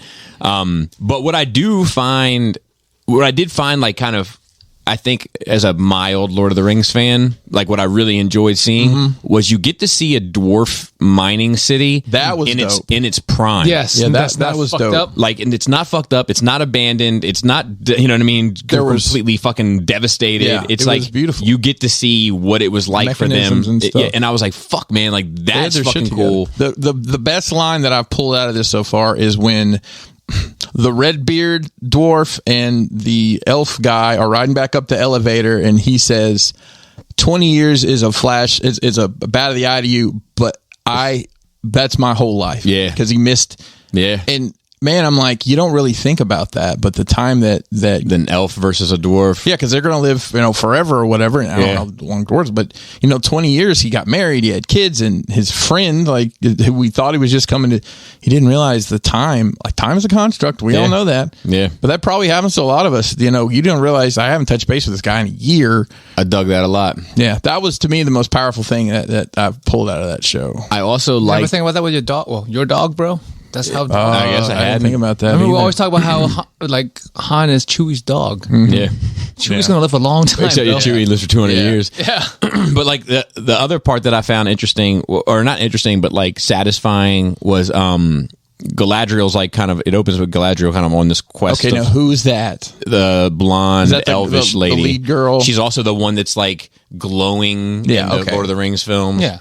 Oh, that's the same was the one character. who turned away the that's ring. her. I didn't know that. So like, and the dude that goes to the dwarf city, that's the other main elf dude from Lord of the Rings. But it's not the same actor. No, right? because it's so much younger. Yeah. But like, oh, so is that the dude from Agent Smith from The Matrix? Yes. Oh, Yes. oh, now It's Elrond, bro. yes, Mr. yes, and Anderson. Galadriel is the chick in Lord of the Rings, so I can't decide if she's astonishingly beautiful or a little ugly. So is that Yes. Gwyneth? Is that Gwyneth? Not Gwyneth No, Paltrow. it's not. She's Definitely not in Gwyneth that Kate one. Blanchett. Yes. Yes. Is that yes, who? yes, Is that yes. her character? Yes. Yes. Well, fuck. She's the okay. narrator. Yes. It Yes. may make a little more sense to me now. So like she's like on this quest and she completes the quest and like she earns through the elvish traditions or whatever the ability to go to like heaven, like the promised lands or whatever, and she like gets on the boat but like she hasn't completed the quest. The quest is to find Sauron, right? Yep. And she can't, like the whole boat with all these fucking like high Do they stand up the whole time? I'm just curious. Yeah, I don't know. These high ranking like warrior elves are like getting ready to go into heaven Yeah. and she abandons ship and like throws it all away to like hunt down Sauron that killed her brother. Like I just thought that was a fucking. I mean, then like she ends up in sea for a long time, and it's like obviously like a water tank set. Oh man, that scene, that whole scene there. I mean, it was beautiful, it was well done, but that story was it drug on forever. And this Lord of guy, the Rings, and the guy's the like book. ignoring her on the boat this whole time, and then she gets sucked I'm under. starting to think he just doesn't like water stories. I might not. Wild water sports, though. Yeah. Well, God, no. Tomato. No. And love it. The other thing I watched is there's a documentary on Another one. on HBO about incest in the Middle Ages. It was called Game of Dragons. But I'm up to speed on that. We watched the 3rd episode. So how do you feel about that? I'm enjoying it a lot more than the other. And I told Kelly, I said, I don't want to watch these on the same day because Right. although It gets it is confusing. quite different, it's kind of set in the same world. No, I'm enjoying it more than I am too. Lord of the Rings. And Also, I think episode 3 was probably the best episode to me so far. so. I have one criticism of it. Okay, and I'm enjoying of the show or the episode. the episode, and I guess theoretically the show. Okay. So it's obviously going to come down. It would seem. I shouldn't say obviously because I'll be fucking wrong. But Obviously. it's seemingly going to come down to a war between two brothers, right? Yep. But it is like so I talked to like a Game of Thrones nerd recently, and like they talked Jeez, to, they so- Wow. and they talked to me You like sound so judgmental about they that. talked to me like I was a fucking idiot. But like they were like look, the Targaryen rule was 1,000 years, so we're looking at a very small chunk of time, you know. And I'm like, oh, of course. You know, but like but like they are going to jump ahead great time. At least like there's not the same actor is going to play the character through the whole show. Oh, are they? I didn't realize that. So here's the thing about it. And through when I say the whole show, I mean perhaps the whole series and not the whole show. But like the one of the problems that they ran into. So this is scuttlebutt on Game of Thrones was the actor budgets by the time they got to like the 5th and 6th because they keep asking for more money. Yeah, you know? So they're making these characters age. I see it. I see. to Change him out. to change them out. So you're not So is this supposed to? Is this Mark? supposed to? I mean, I just forgive my ignorance here. I haven't looked into any of this. Is this going to eventually butt up to So, Lord of the Rings? so probably I mean, not. Lord of the Rings. Hopefully not. Yeah, Jeez, that'd be fucked up. So- Into the Game of Thrones. So probably amazing. not because it's so. It's 200 years, right? Is it? I think it's 1,700 years. Is it really? I think it's 1,700 years I prior. didn't realize it was that far back. But like, but I don't hold my feet to the fire on that either. But the crab feeder.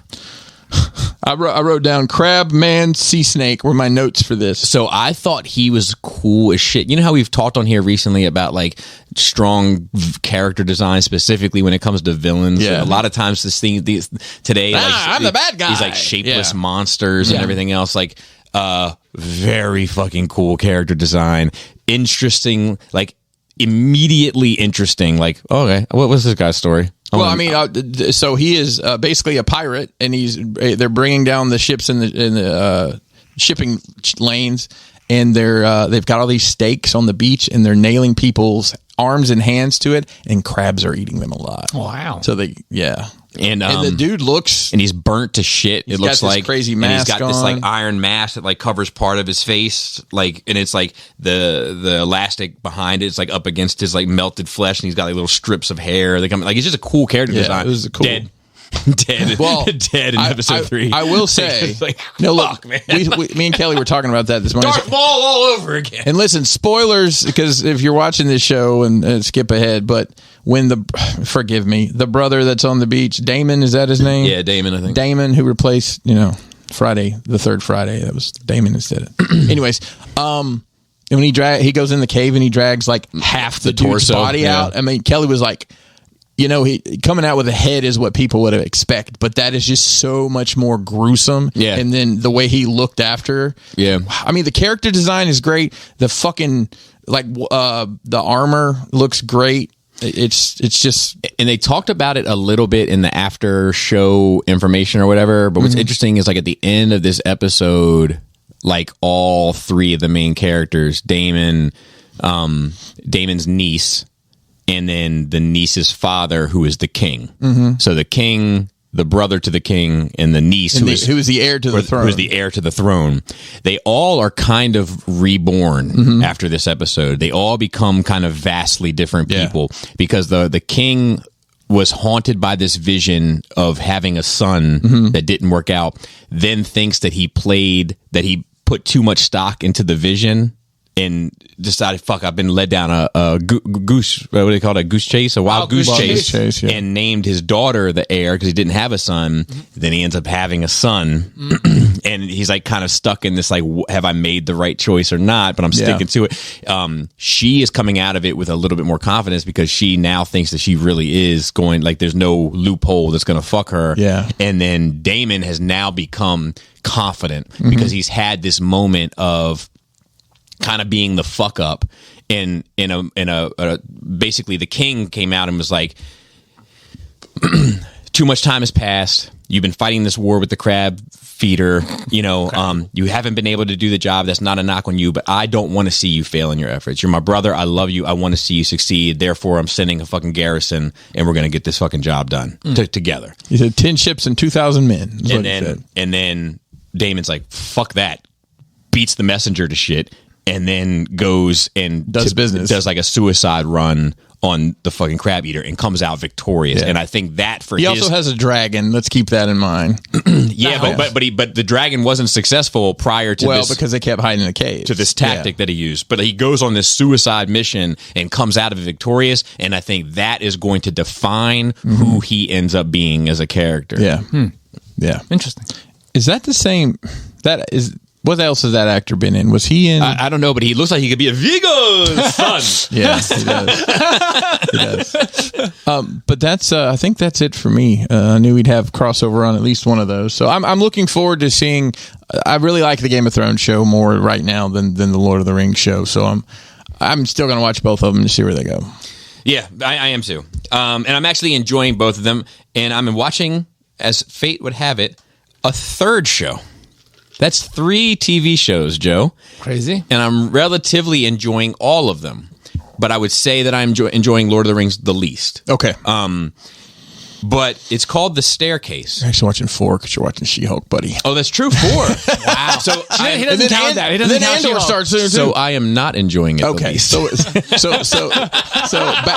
backwards, it's She-Hulk. It's She-Hulk, Lord of the Rings, House of Dragons, and then this show, which is called The Staircase. I remember you talking about it last week. Talked about it a bit last week. So watching it because you want to see if it's brilliant. Yes, it's brilliant. Okay. Billings, it's one of them. You were asking about what's one of them. This is one of them. So it's based on a true story. Father and or husband and wife marry each other, kind of a bit of a Brady Bunch situation. They marry later in life. He has 4 sons or 2 sons and 2 daughters, like their father. Now, is this a documentary or no? This is a drama. It's just a drama. Okay. So she has a daughter. I'm not going to give away spoilers yet, but like this is all first episode. This is the premise of the show. She finds out. Let me skip that. She falls down the steps. 911 receives a phone call that she fell down the steps. She died as a result of her injuries. The question is whether or not the husband did it. Right now, the other thing that's up for debate, and I want to have this discussion. All right. Because they consider themselves soulmates, and it is kind of interesting in some of it how, like, because it is the South, and there's obviously religious context and stuff that I think are a little bit more meaningful there. Be more specific about the South. So, not the deep South, but no, I'm just curious. North Carolina. Okay. Come on and raise up. Yeah, and spin your shirt around like a helicopter, I believe. I believe that. Just people walking around the street. Anyway, so, all right. I think everybody at this table kind of considers the person that they're with to be the person they're meant to be with, like their soulmate, for lack of a better term, like the perfect balance to them in some ways.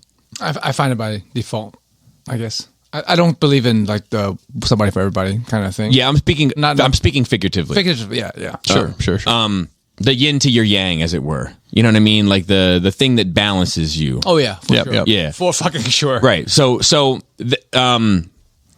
I knew the yin yang would get him, Chris. God damn it! God fucking damn it! Chinese people. Anyway, so I say that to say this, right? Do all and please don't incriminate yourself. You can plead the fifth. But do all or both, rather, of your significant others know, or wives know, that you watch pornography? Oh yeah, I would imagine so. Yeah, absolutely. For sure.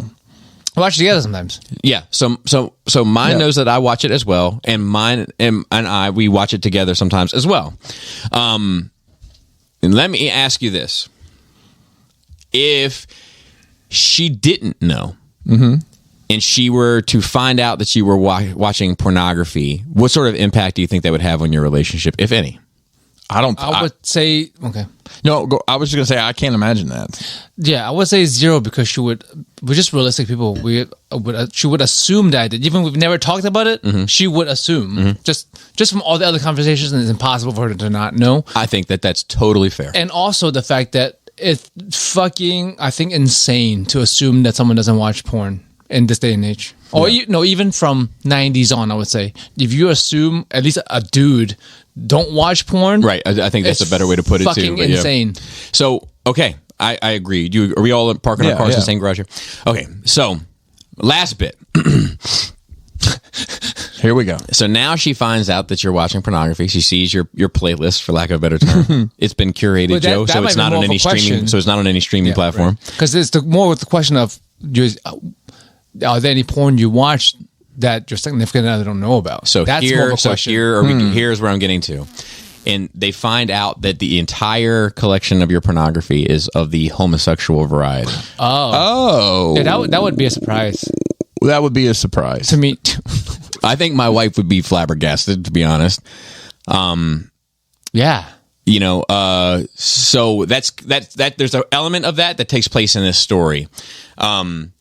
But like, ooh, did the stepdaughter catch him? Well, it is interesting, right? Like, it is. That's the first thing that came to mind, because like they bring it up in the trial, right? That he was into pornography, and they call it filth and everything else, and I think they call it filth because it's pornography. The homosexual element to it is sort of just the icing on the cake. I think they would still call it filth. So to speak. What year does this take place? Is it modern? 2001. I think like the actual story was in 2001, 2001 to 2007, somewhere in there. I mean, the world is a different place 15 years, and it's also Southern, and I think that there are more religious values. You know, like could be. It's just for me. I just have to remember to separate real life and perceived life. Yes, because people who call pornography filth is watching porn. Yes, for sure. Agreed. Yeah. Agreed. So like, I have to like make sure. Like in one scene, they tell him to take this Bible with him into court, and he's like, I just assumed take the Quran, and he's like, I get it, optics though, you know, but it's interesting, like it's fucked up, but yeah, it does ask beg the question of like. You know, like drawing the line and shit between like obscene, right? With and really none of it is necessarily obscene. It really comes down to what you can normalize. You know? Yeah. Like, so it's not really that like homosexual porn is obscene. Yeah. It's that you can't normalize it, especially under the confines of a heterosexual marriage, and therefore you get to add that sauce to it. Like, I mean, I can... Yeah, because it's confusing. It becomes confusing at that point. Correct. So, look, I can't recommend the show enough. I'm not done it, so it could end up trash. But I am 4 episodes in. This is HBO? HBO. Of course. And it is fantastic so far. Okay. And it's based on a true story. Yeah, how many... I mean, it's going to be done, right? It's a miniseries. Yes. Yeah. Yes. I wonder how many episodes it's going to be. And here's the other thing. I hear there's a documentary about the real event on Netflix. Oh, Bobby. Bobby, you can't watch it, though. But I've also heard it's trash.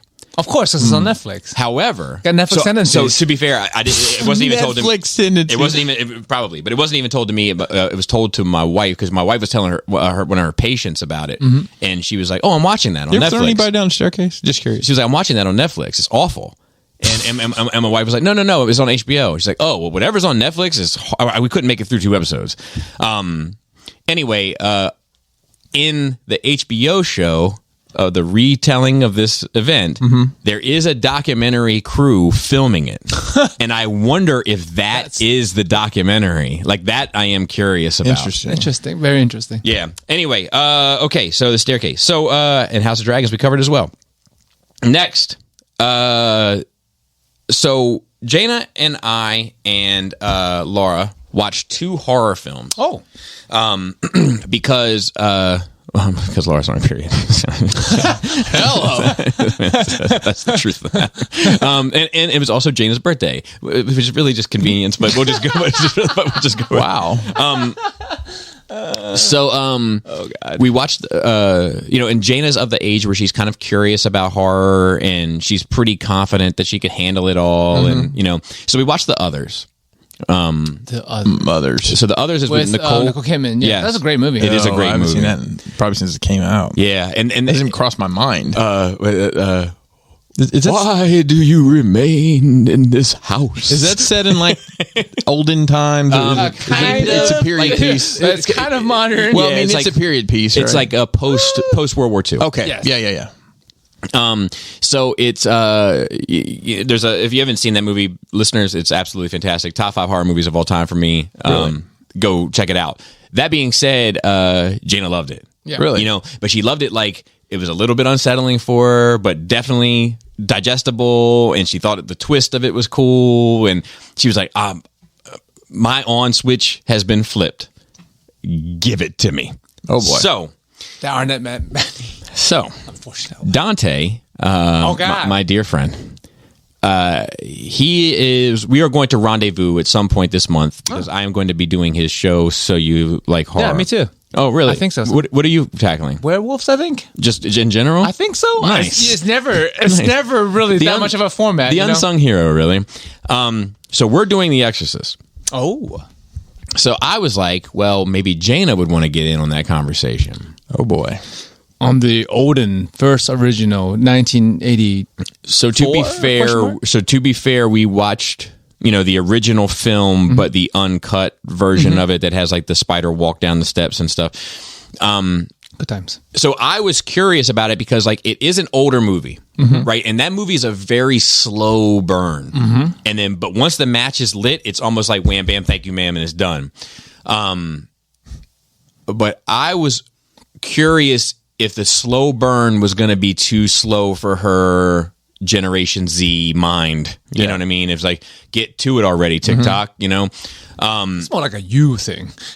So You get impatient. it's more complicated than that. Yeah. Because if the storytelling is good, I'm in it for the long haul. If it's stretched out for the sake of being stretched out, then whatever. But like, anyway. So like, the other thing that I was really curious about is like, that movie horrifies me. Like it fucks with me. Like from the moment the person who I was before I saw that film and the person who I was after it are not the same people, and they've never been the same person again. Like it's like some veil of evil was lifted that you hadn't even fathomed. But I can't help but wonder if a portion of that isn't directly related to being raised Catholic. And my wife feels the same way about it. My wife also raised Catholic. So with my daughter not really having any really religious training whatsoever, I was curious if it would impact her at all. Fucked her up. Really? Yeah. Wow. Fucked her up. Like, she didn't sleep that night. Like, Wow. fucked her up. She's not that She had to young watch either. some animated cleanse the palate. So I don't know. I still like. So we started talking, right, and she was like, "So the conversation that we're going to have with Uncle Dante, we're going to get together in a couple weeks." And I was like, "Yep." And she's like, and I guess we'll all sit together and watch it again and talk about." And I was like, "No, we don't have to watch it again. This was watching it." She's like, "Oh fuck, thank God, like, thank God." And then the other thing that she said that like really clued me into it was, I was like, look, and I was like, there are other horror movies. I was like, that is, in my opinion, the worst of the worst. There's never been another movie that's fucked with me the way that one has. So anything from that is going to be a bit less. And I was like, I would like to watch The Ring with you. I would like to watch, there's a number of others that I find unsettling. That's a good one. But they're not that. And she was like, okay. And I was like, and the other one is The Exorcist of Emily Rose. Yes, and she was like, it's another exorcism. And I was like, yeah. And she's like, I'm good on that. Those one are the best. I love for now. Exorcist. I've actually seen that movie. That movie's And it's also based on a true pretty story. rough, yeah. But I'll tell you, man, there's something about like, and that original, like the true quote unquote, right, story of The Exorcist is about a young boy in the Midwest, and they changed it to a young girl in DC. And I think it makes it more horrifying because there is something about a young girl saying those things that she's saying in that movie, acting the way that she's acting in that movie, that is like, it's harder to digest. Like, but one thing that struck me, and I don't want to go into too much of a deep dive in this because I'm going to go into a super deep dive here in a couple weeks, but it's how carnal sex is to that demon character. Like, it's almost instant. And it may be the only time to me that, like, aside from rape, that sex has seemed ugly.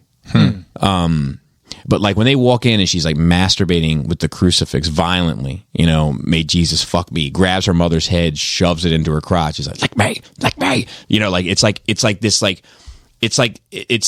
like treating sex when the two priests walk in. I forget their names, so let's say it's Father Joe and Father Chris.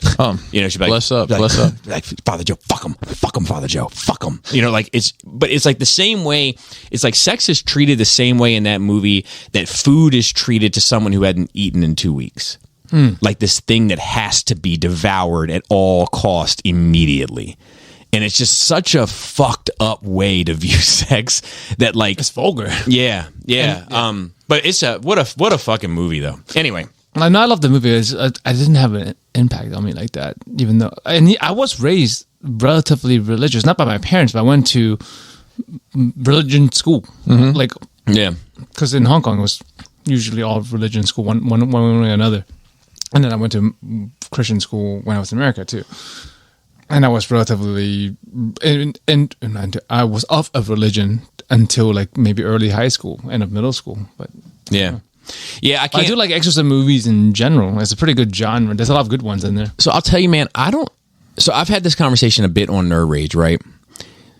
But like, I don't consider myself to be a religious person, right? Like, I don't believe that the Bible is the word of God. You know, I don't believe that the Quran is the word of Allah. I don't personally believe that. Any human written thing to be the thing. Correct.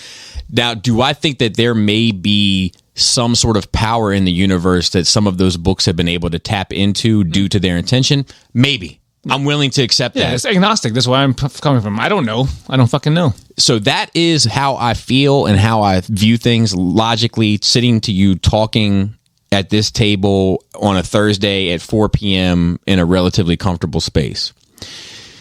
But when I get close to, or I should say in my life, when I have gotten close to dangerous situations, I have reached out to God as if I'd believe, you know what I mean? So if and then sometimes I think about my afterlife, right? And I'm like, man, like I would be lying. I don't believe in hell. I don't. But I would be lying to you if I said I don't consider it.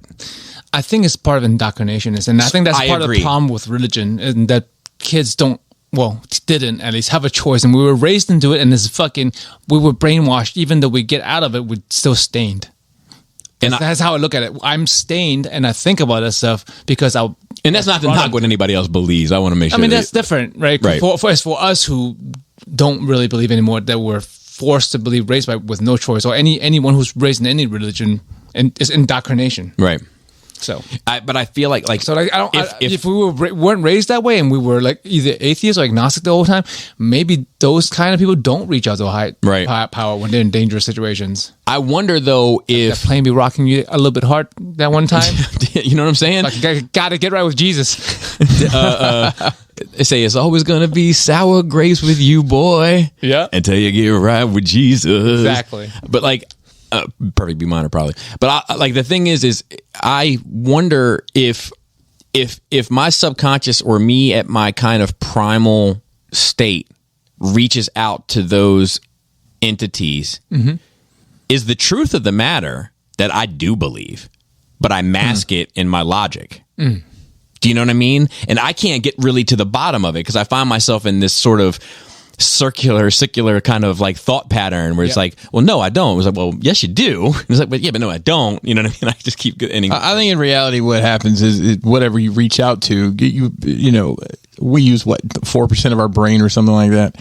There's a lot more capacity there. I think in that adrenaline that you have in that moment, probably tap into something else that, you know, gives you a solution or whatever you think the divine power, if anything occurs. I think it's you get desperate and things happen.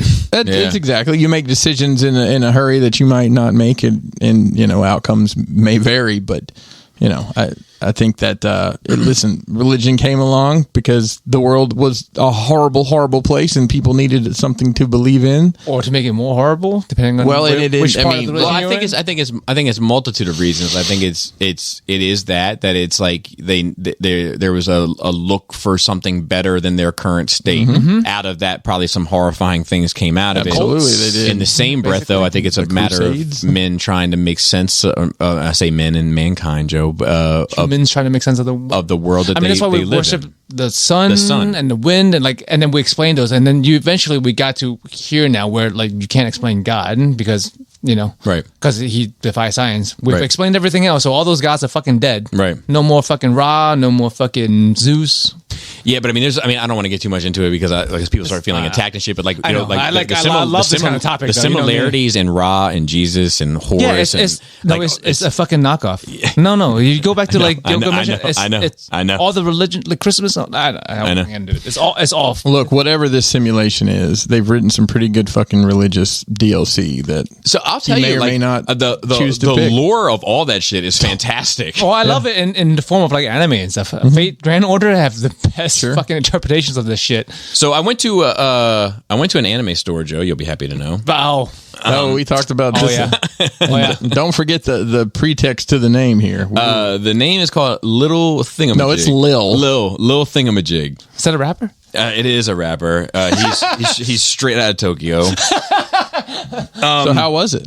It was pretty impressive. I would imagine that if that was my bag, I'd be a kid in a candy store. Yeah, it looks great. The stuff looks great. Like it was a fairly large store, well kept, well organized. Try to take my bunch there. I didn't even know it existed. Yeah, I didn't. My kids didn't either. And they're I didn't either. My daughter had done the research, told me the address, and really? Yeah, there used to be more in different. Like in Virginia, used to have a lot of anime stores. She was really into like smiling, kind of glowing animated children that were sort of carefree, and then until she saw a young girl masturbating with a crucifix, and now she's fucked.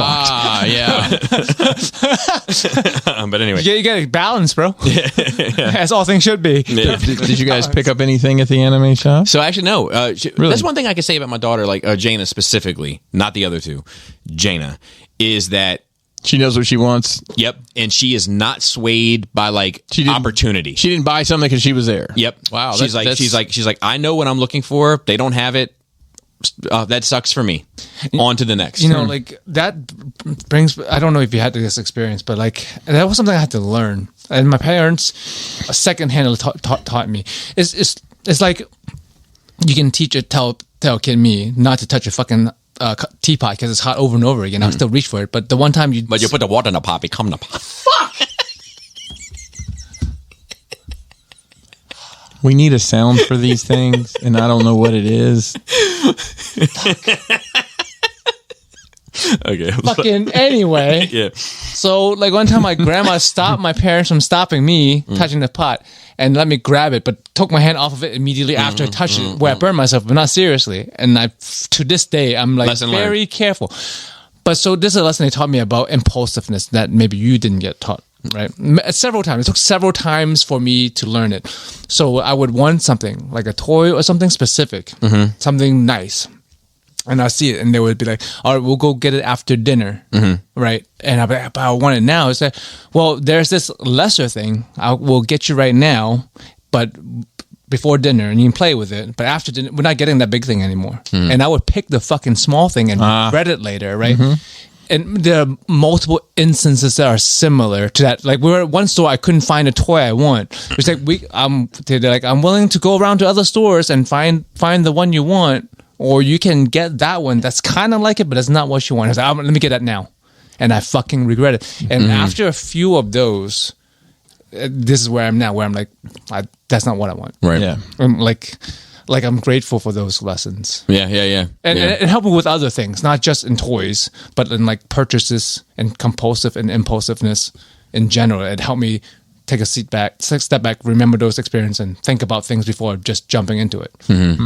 Interesting. That's definitely a good lesson to learn. Yeah. It's hard. The only thing that's hard is like not to put your dick in crazy is a hard, impulsive thing to not fucking do.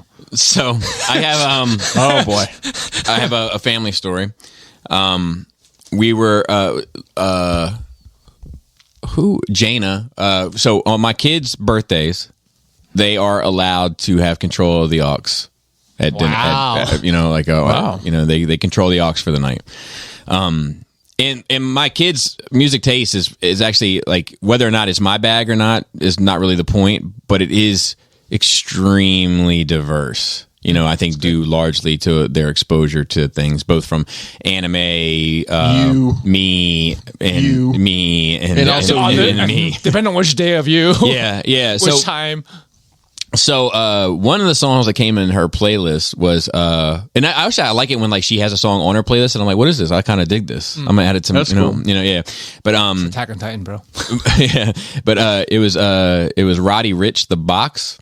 If you're familiar, it was probably the biggest song of 2019. But anyway, she had it on her playlist and Selena was singing along with it. And one of the lines is, "Gotta put the stick in the box."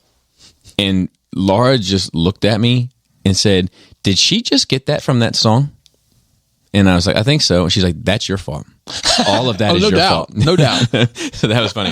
I mean, she wanted to name the dog Jaina. Come on. And then my last thing, I remember the baby was like, "Penis." And she was like, "What? Name it Penis." And then we started laughing. She's like, "Well, it's not that I love penises." It's such a fucking circus. Anyway, Man, I hope. I hate to say this a lot. I hope Selena, as I'm looking at this very sweet picture of hers right here. There, yeah. I hope that she never gets into an altercation during softball time because she might find out what's inside that duck, so to speak. Yeah, I agree. Have you ever had a situation where you are saying a sentence but you swap the words around All the time? So, like you're like, you're supposed to put the bag in the back, and you're like, put the back in the bag, Sure. Whatever. So, did I ever tell you about the time that I confused Yakuza and Jacuzzi? Whoa. I ended up in hot water with the Japanese mafia, Joe. That's number like 5 today. I'm going home. I'm walking. That's a my good one. flag and I'm going home. Anyway, okay, and then we have one note, which is DC FanNOme is canceled. Fuck your FanNOme. Yeah, fuck your FanNOme. It's a virtual event anyway, which is even like kind of People like were excited did for they- it. Though. were- yeah, Were they at San Diego this year? I don't even remember. Well, yes, they were. I mean, They showed I Black know. Adam. I was going to say Rock the Dwayne Johnson was there. Yeah, they showed, and remember the big rumor was that Cavill was supposed to show up. And, That's right. but supposedly he got COVID. I don't know. Yeah. So it has recently come to my attention. Now, this is a virtual event, so I don't know why there's not a really good reason to cancel it. But I think most They got of it, nothing to show.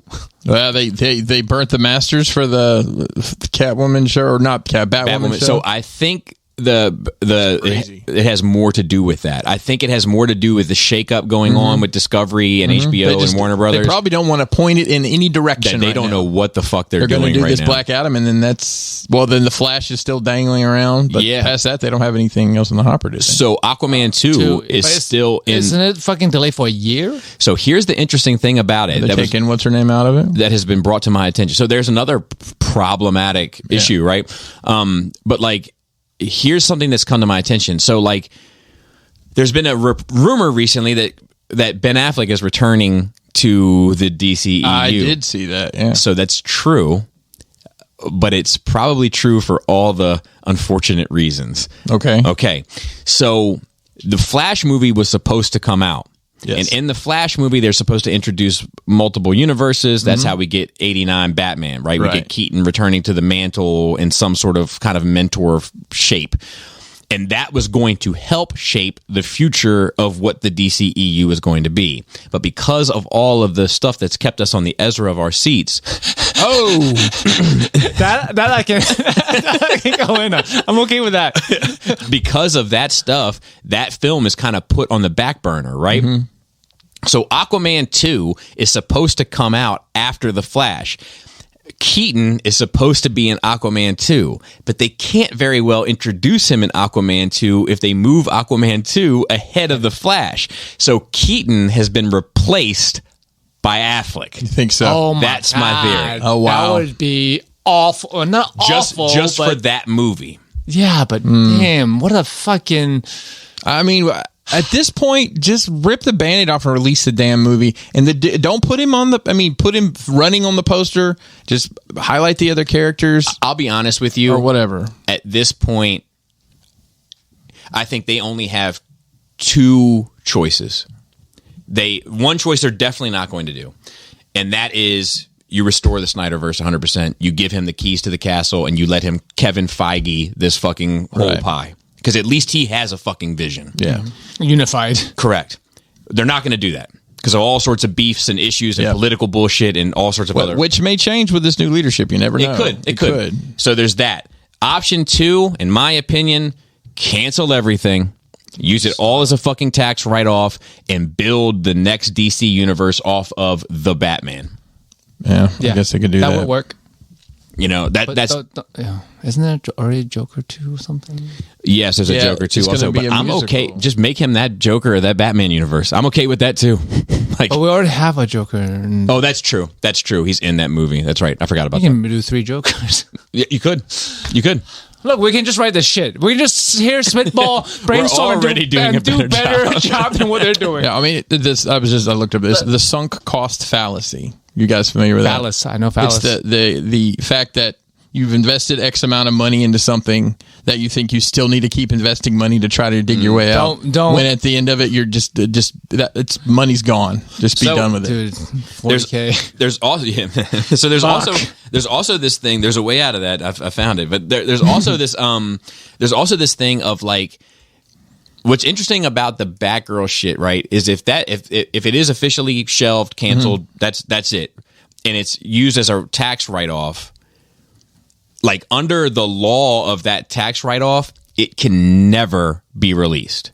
Like it can't. The only way it can be released is through a leak, like the Marvel Fantastic Four movie from back in the day, you know, or the Captain America movie. Yeah, but like it can never get a proper release because then you're in trouble with the IRS. Yeah. And maybe that's what happened with that.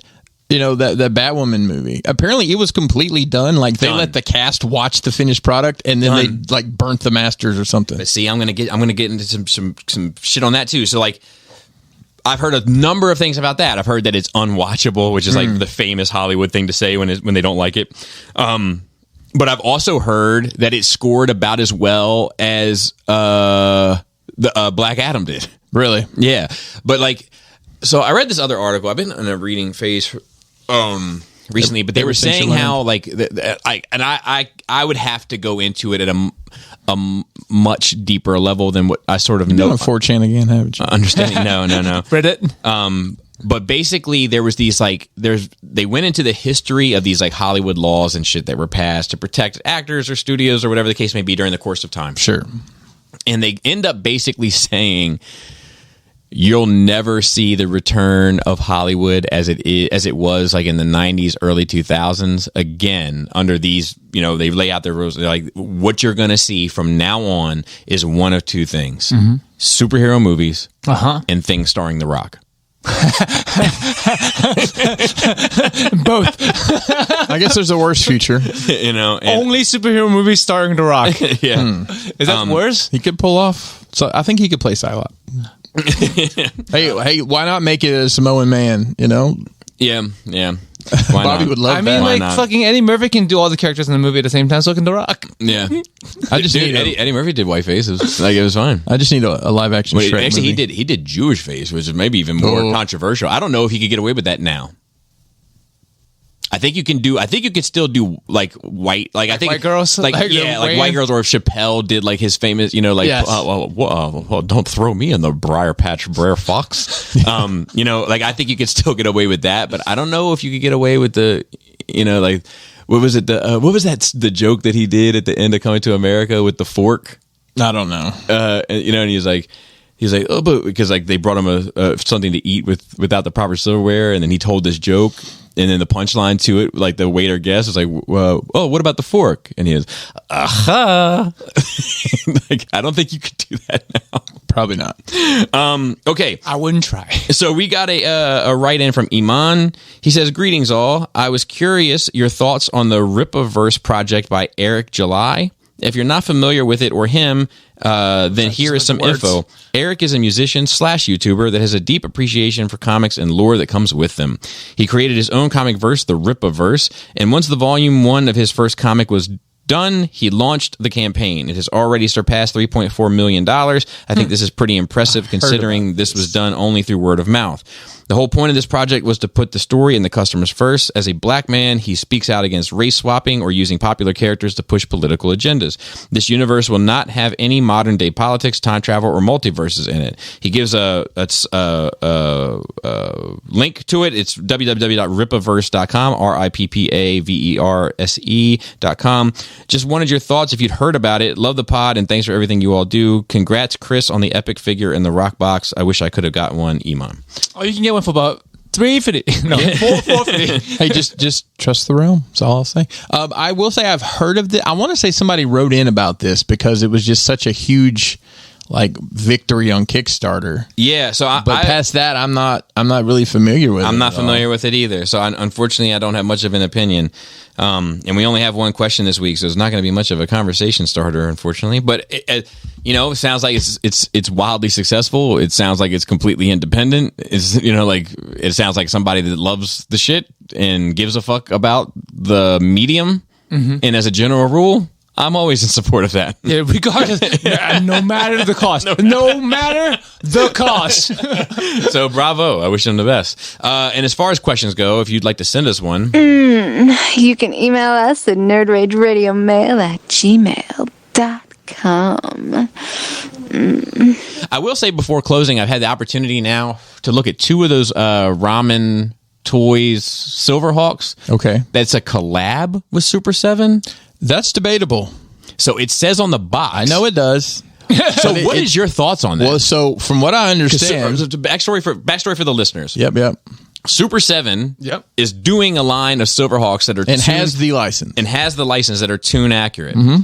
Ramen Toys announced a third-party type Silverhawks and then was able to acquire the license. Supposedly. So I will tell you that from what I understand, and this is pretty ridiculous, and I could be horribly wrong, they asked Super 7 about acquiring the license, and apparently somebody at Super 7 said, sure, go ahead and use it. And they apparently have an email that says that, but no one knows if Super 7 is able to give out a forward the license. Yeah. And the other crazy thing is, what company would let what licensee would let a person make product of their licensed product that is making third-party items in the same channel? Right. The mask, the Centurions, whatever those dotted little weird eye guys they made. The ones, yeah. Whoa. No. Was it Centurion? They are doing that. They did a line of Centurion. Yeah. It's so, but it's not licensed. Yeah. And now all of a sudden, from what I understand, that may be the only one that you get, because they were actually at BotCon, and I think Brian Brink probably be a good resource because I think he spent some time talking to him about it, because they had the Monstar. So I've reviewed the Quicksilver and the Monstar. So at this was point. the Monstar production version, or is it? So it came in proper packaging. Did you get it from them? No. Oh, got it from someone. I got it from someone, but the person that's responsible for doing this other BotCon thing that was the last of the Seekers. So they may have some sort of, and he's working with Ramen Toys. Yeah, it all seems to kind of be in one big pile. A little bit incestuous there. So to speak. Yeah. It's interesting. The whole thing's interesting. Did the Monstar have the Silverhawks logo on the box? I still have the box here. I can't remember. Check it out and see. But what's interesting is I looked at the Centurions. Eric B, shout out to him. He let me take a look at them. The Silverhawks are light years beyond what the Centurions were. The thing is, I think they were kind of trying to do a modern take on that original style, because they've shown they're doing, I don't know if you remember that toy line, there's some characters you could take in half, vertically and combine them back together in half robot, this crazy looking shit by today's standards. But that may be the reason those things, are you talking about quality wise or articulation and things? So even everything, because I've not looked. Honestly, everything is just. I would have never guessed it was the same company. I gotcha. And I don't know if that's Super 7's hand in the. I don't know what the hell is going on there, but it's intriguing. It's curious, and the fact that they the fucking Super 7 has a line of Silverhawks the same fucking scale. Yeah, but they're not. That's really weird. But they're super. they're Super 7, so super animation. Correct. Too inaccurate. Whereas that Ramen Toys is more of a stylized, like has a bit more of the toy chrome. It's not chrome, but it has at least the metallic paint finish on it. And there was some, people were talking online about how like the joints are, I think they're black, and and the someone, I want to say someone from Ramen Toys is like, well, that would be their undersuit to kind of like a stormtrooper. But then everybody's like, that's not what true. it was. They were bionic. Yeah, they were robots. They were based on robot bodies. But I think I'll be honest with you. I think they've done a great job on both those figures. Joint color withstanding. Yeah. And we, on Into the Realm Monday, we looked at the mask. What are they calling it? The Goldwing Camaro. I don't know what they're calling it. Oh yes. And it's like the price on it. I was looking at the price. I'm like, how much is like a vintage one? They're like, it's over $100. I'm like, well, this is $100. And early bird was $117, and then I think that's over now. It's like $180. Wow. And it's literally the exact same scale, and like they showed that the figure's a little better. Yeah, but for sure. I don't know, man. I don't understand where they're going with that. I know the one you want, the Gloria, but the problem is they have to design that from scratch. And Correct. This they just kind of, this is how it works. Yeah. So that Gloria one, that shit's already bought. It just doesn't know it. Yeah. So with that, reason why we're short on questions this week is because once again we had to alternate our schedules to Thursday, Friday. So transitional period. Yep. As of next week, everything should be sorted. But we might be doing a Nerd Rage After Dark next week, depending on people's schedules. Yeah, we'll see. At that. And we're gonna try to do at least one Nerd Rage After Dark a month. We're gonna try to. Yeah. For the vibes. Schedules. And maybe have some cool stuff coming with that. We still got to work that out. And I think even with Nerd Rage After Dark, maybe we should try to have some guests in and shit, like just to make it more of a party. Sure thing. Those couches too. Yeah, there are. Casting couches. We got to get longer cords. I bet you they make them. Yeah, for sure. And with that, shout out to the rest of the Cool Table. As far as I'm concerned, if you listen to the show, you're part of the Cool Table as well. And shout out to the rest of the Nerd Rage team, Raul on Instagram, Marilyn Phil. We'll go ahead and get a thought of the week. Marilyn Phil on Twitter and on our notes. And shout out to Ricky Tiki Timber on the videos. Shout out to Dante the Destroyer on Facebook. So as for the Thought Provoker himself, let's see here. What do we have in our bag of tricks? Oh, he's been a little quiet recently. Oh, so here's one. This is at just a Ghost Girl, but the O in Ghost is a 0. Throwbacks with the Queen at It's Megan Random, which is these two ladies.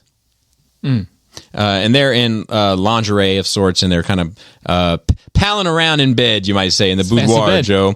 And Phil says, hashtag perfect pair. Way to go, Phil. Fire emoji, clapping emoji, A-OK emoji. I found out there's people emojis help sell it. I recently found out there's people that follow that Twitter just to check in on just to check in on Phil. Perfect. Yeah, so that's everybody. And with that, Flappy labias. Tasty, tight dick player.